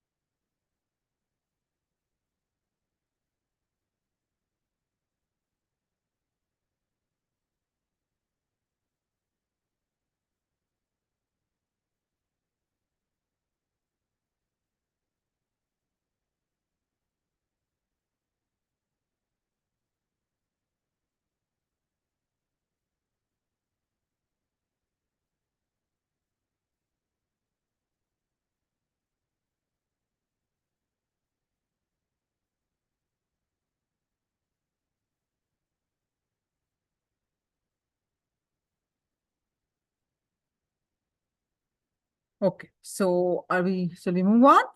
You need more time, a few minutes more.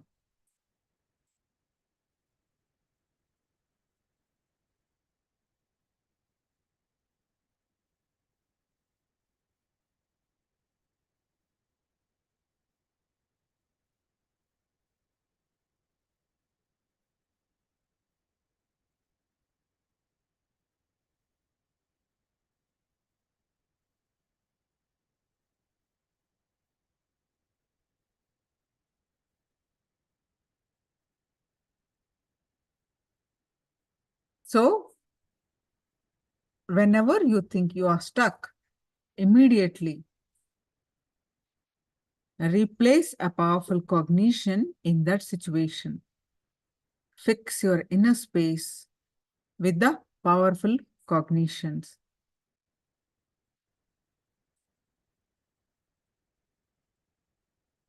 Either you get it by remembering Swamiji teachings, or you take the help of Living Enlightenment book and receive the powerful cognition and shift your space with power, shift your space to powerfulness to go limitless, going beyond the limitless.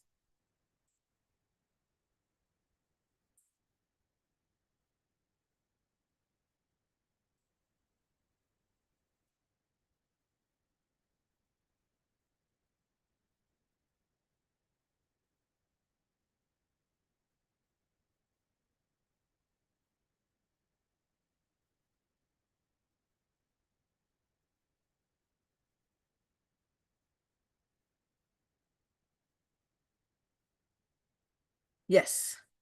Are you all done?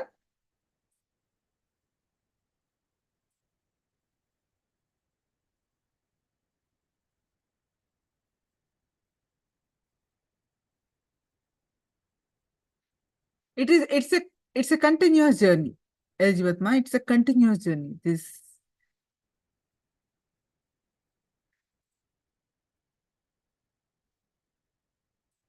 Now enter into a space where let's do one technique and meditation, that space of powerfulness. I understand why it's a conscious journey. Now let's do a meditation and technique. That space, the enter into that space, one can never die. To be powerfulness. Jnana, understanding as a prerequisite.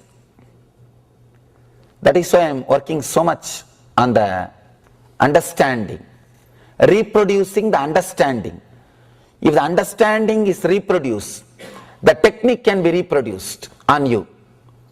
Understanding which happened in me, only when that is reproduced in you, the experience which happened in me through this technique can be reproduced in you. Your inner space will be ready for the technique. In you, there are few things which can't die, and there are few things which can die. Those few things which can die, like your body and mind, are not alive even now. Those few things which will never die, your inner space, consciousness, it will never die, it will live forever. Now you need to understand whether you want to identify yourself with the things which can die or which will never die. Let me give you the gist of whatever I spoke in last 1 hour. In just few statements. First thing, 2 ways to go beyond fear. If you realize nothing is possible, there won't be any fear. If you realize everything is possible by you, again there won't be fear. If you realize Shivoham, I am Shiva, everything is possible by me, you won't have fear. If you realize Dasoham, I am the slave, nothing is possible by me, again you won't have fear. There's a beautiful story. One guy wrote in the wall of a temple where the teachings are written, Soham. Soham means I am that. I am that means everything is possible by me. Soham. The other guy came and wrote Dasoham. No, nothing can be done by me. I am slave. Again that is also okay. Third guy came and wrote Sadasoham. Always I am that. Whether you understand nothing can be done by me, or everything can be done by me, you will be out of the fear. If you think and feel connected to the idea nothing can be done by me, you will be a bhakti yogi. Self-surrendering is your path. If you think everything can be done by me, jnana yogi, you will be a jnana yogi. Atma jnana, enlightenment is your path. Ultimate experience is your path.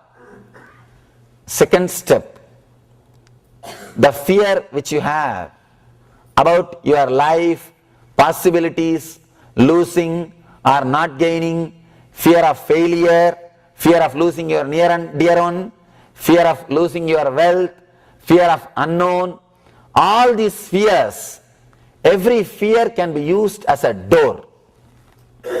As a door. Whether you are filled with tension or filled with energy.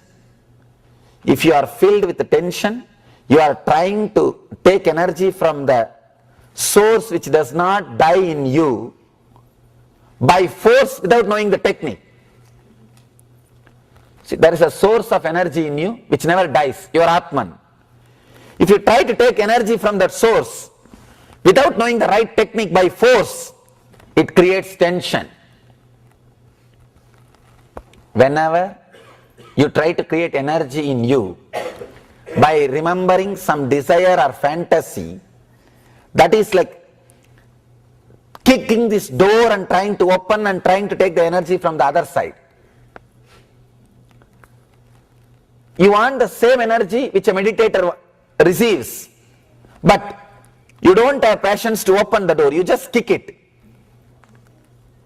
You are adamant.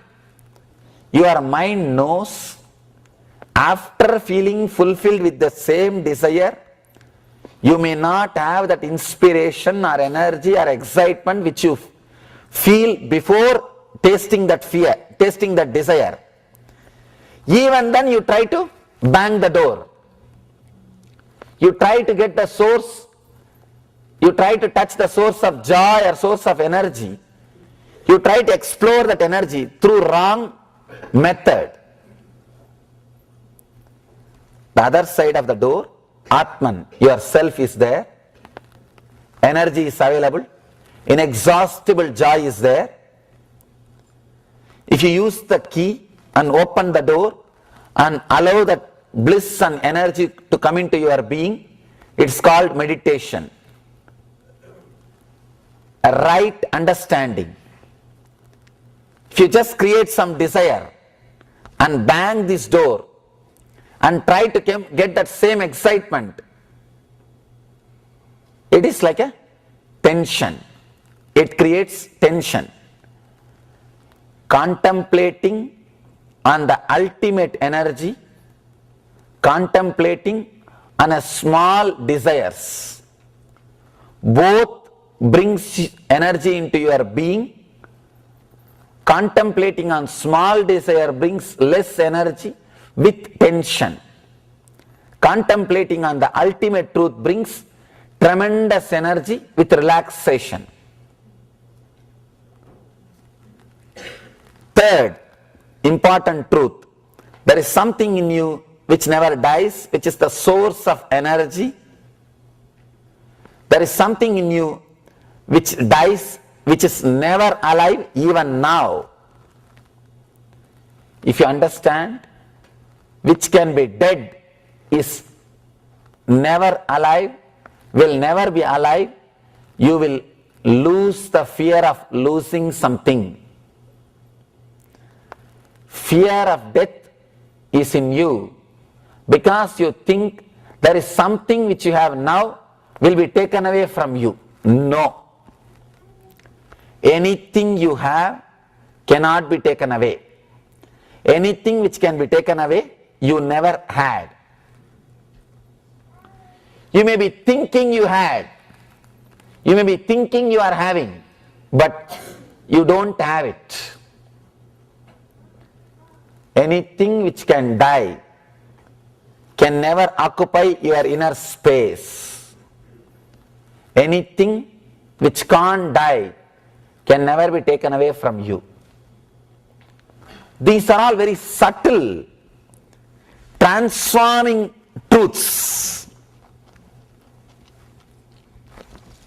Sometimes you need to be alert, intelligent, using your whole attention to understand these truths. If it is just making little fun, telling few jokes and entertaining you, I can do that, I have no problem. But sometimes I really feel that you need to be told the truth about your life. Just entertaining you with few jokes, few stories, my job will be done, your job will not be done. Only when you are reminded once in a while about your true nature, your job will be done. Your job will be done.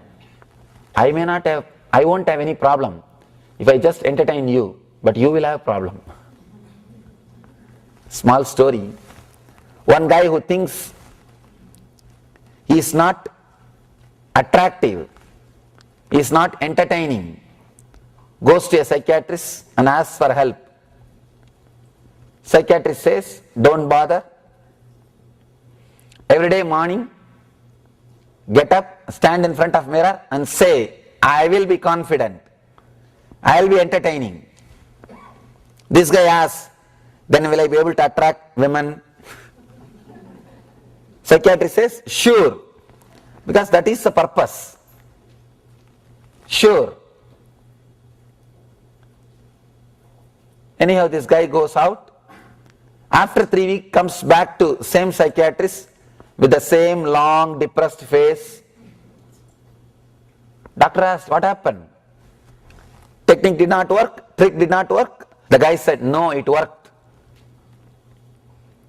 Now I have enough friends, too many girlfriends, too many friends. I am really entertaining everybody. Doctor asked, then what is the problem? No, I don't have a problem, but my wife does.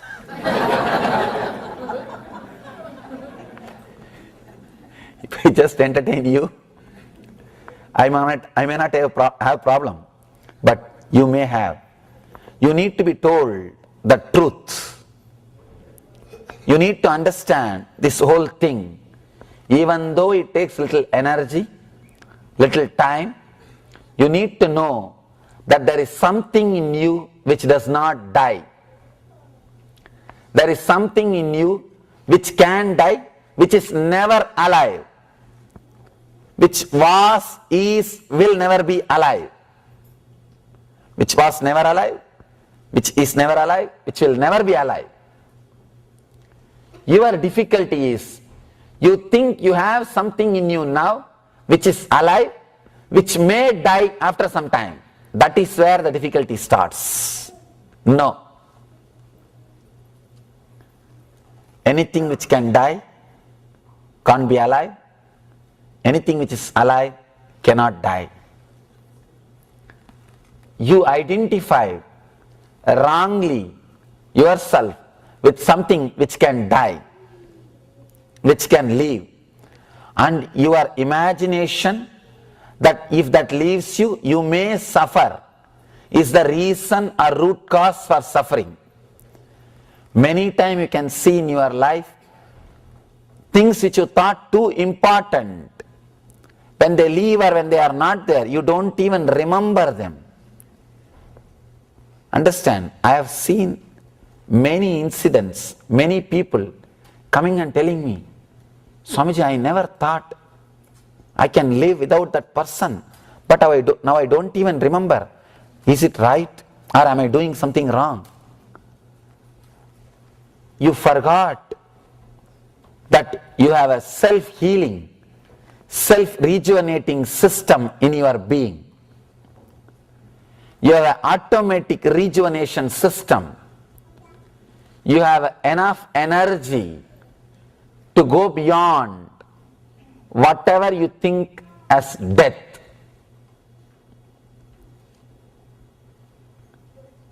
These few truths,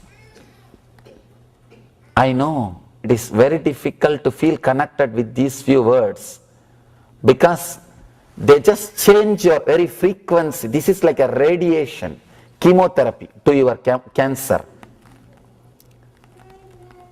Illusion is your cancer, Maya is cancer. The truth is radiation. Truth is completely burning your being, purifying your being. These few truths can be digested with the meditation which Shiva is trying to give. He says, relax into that which does not die in you, so that whatever can die in you can die now itself. Now the difficulty is you are thinking there is something in you which can die, but which is alive at this moment. Your body can die, but it is alive now. But Shiva says, let you enter into the space which never dies, your inner space, consciousness, so that whichever can die, let it die now. Don't hang on. You trying to hang on to something which can die creates fear. Understand? You trying to hold on to something which can leave you creates fear. He says, forget about it.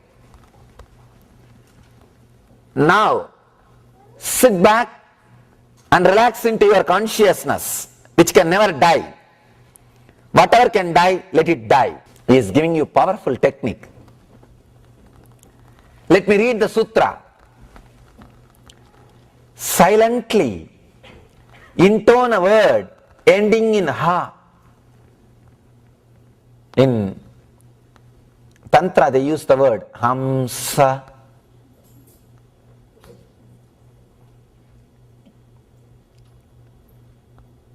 Even in Upanishad they use this technique. Silently intoning a word which ends in ha, ah, ha. Effortlessly, spontaneously achieving enlightenment. Understand?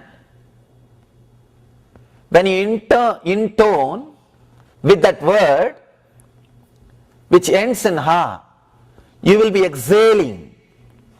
You will not be inhaling. Exhaling is like relaxing and letting anything can die to die now itself. Inhaling is something like holding on. Your inhaling will be constantly trying to hold on to something. Exhaling will be like a relaxing, letting go. Now, constantly let go.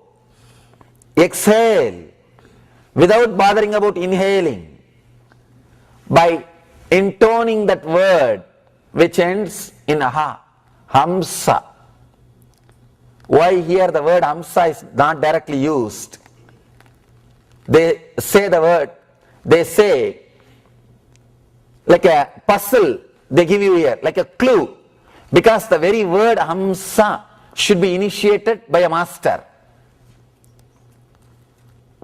Only if an enlightened person commands, teaches, he will be able to give this word, technique. Shiva does not want this technique to be initiated or used by anybody and everybody. So he keeps some keys, like a clue. This book is like a shorthand version. It's like only the clues are collected and formed into the form of a book. Anybody who already knows the truth, only he can connect everything and tell you, express. Here Shiva is giving you a beautiful technique. It's a very powerful technique. Constantly, 24 hours, you are supposed to put your awareness on exhaling and just intone that word silently. Hamsa, hamsa, hamsa. If you see your breathing, you will see. When you inhale, you will see hum, sa. Exhaling happens with sa. Inhaling happens with hum. Person who constantly intones this mantra, it is called ajapa japa. Chanting without chanting. Chanting with effort is japa. Chanting without effort is ajapa. This mantra, this intonation, it is intoning. If it becomes ajapa in you, if that hamsa became that intoning becomes ajapa in you, you become paramahamsa. Understand? If this constant awareness on exhaling and that intoning of that hamsa mantra, if it happens, you become paramahamsa. It's a very powerful technique which can be used 24 hours. Whenever you are attacked by fear, just sit back and relax. Just put your awareness only on exhaling and repeat the word sa along with outgoing exhaling. When you inhale, repeat hum. Hum, sa, hum, sa. Silent intonation. Silent intonation of this mantra will suddenly put you into the awareness, relaxation of which never dies. Whatever can die will leave your system, your inner space. Whatever can't die, you will feel connected to that. Whatever can die will leave your system now itself. You will not catch hold. You will not hang on. You will not linger. Which can die or which you think is part in you now. Your body and mind. You will realize whatever can die is never part of you, will never be part of you. Whatever can't die is your very being. Try this technique just for 3 days. I tell you, 3 days whenever you remember. Inhale with the mantra hum, exhale with the mantra sa. But put your awareness more on exhaling. More on exhaling. You will suddenly see the fear of losing your wealth, parts of your body, or your health, or near and dear ones, or fear of unknown. Everything will just disappear. Because when you put your awareness on exhaling, whatever can die, which is occupying in your inner space as part of you, will leave your inner space, will not be part of your inner space anymore. You will be liberated. Let us enter into this meditation. Very powerful technique. We will try just for 5 minutes now.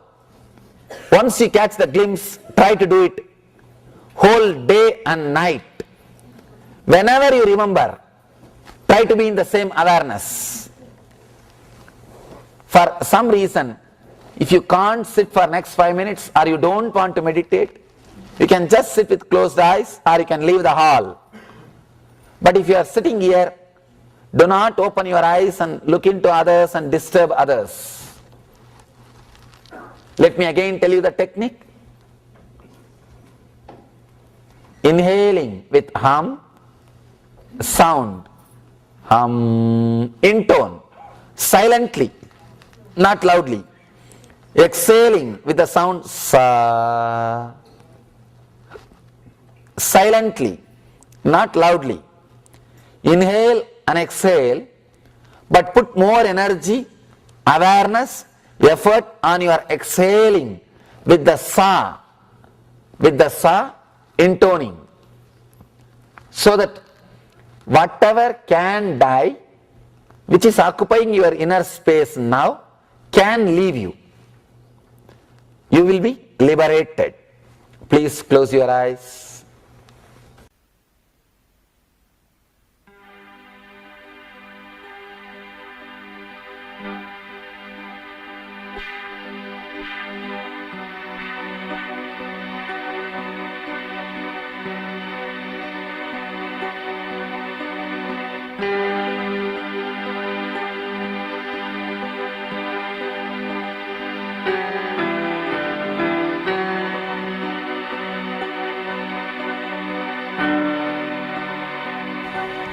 In tone, silently, not loudly, silently.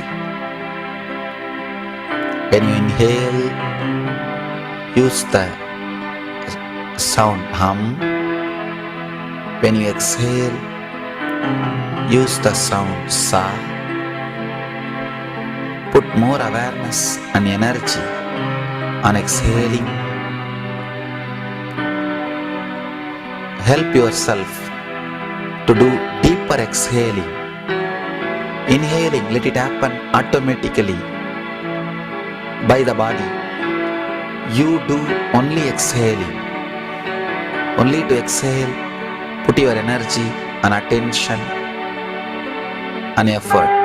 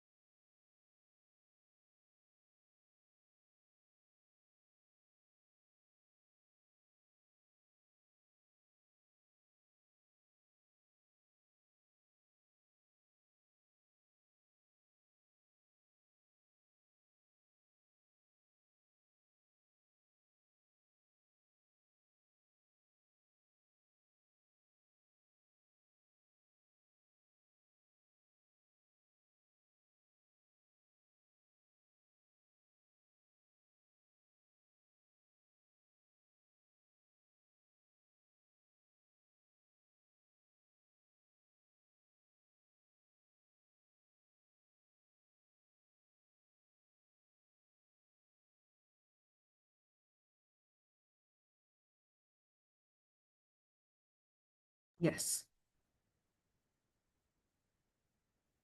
Now, relax, all of you.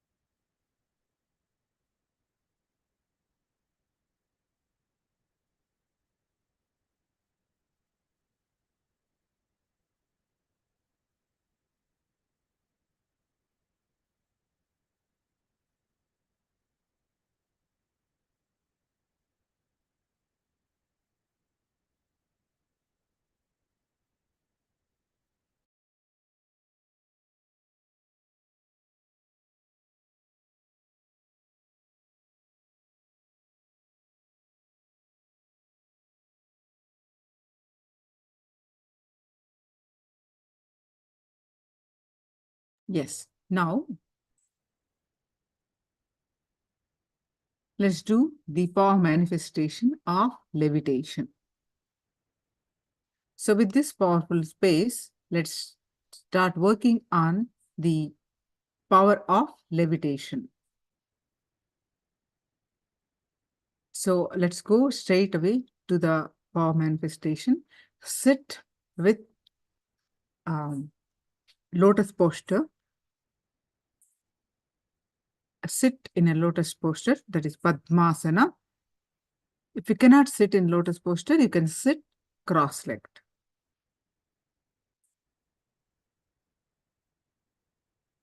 Sit cross-legged. Then your hands locked in Samana Mudra and put it in your lap. Now, let us start manifesting the power with your head, neck, back, straight line. And visualize Swamiji's form in your third eye. Any thoughts that are coming, let it come, let it go.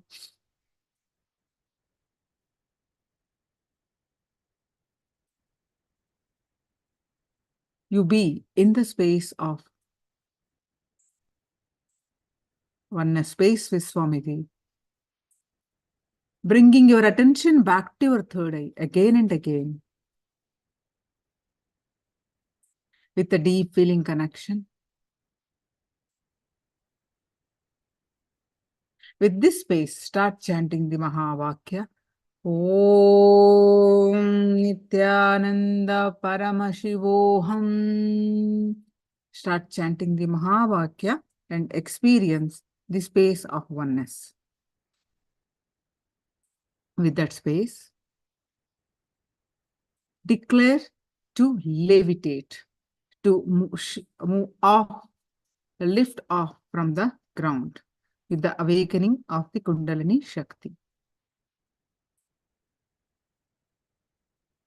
Now start chanting the Mahavakya.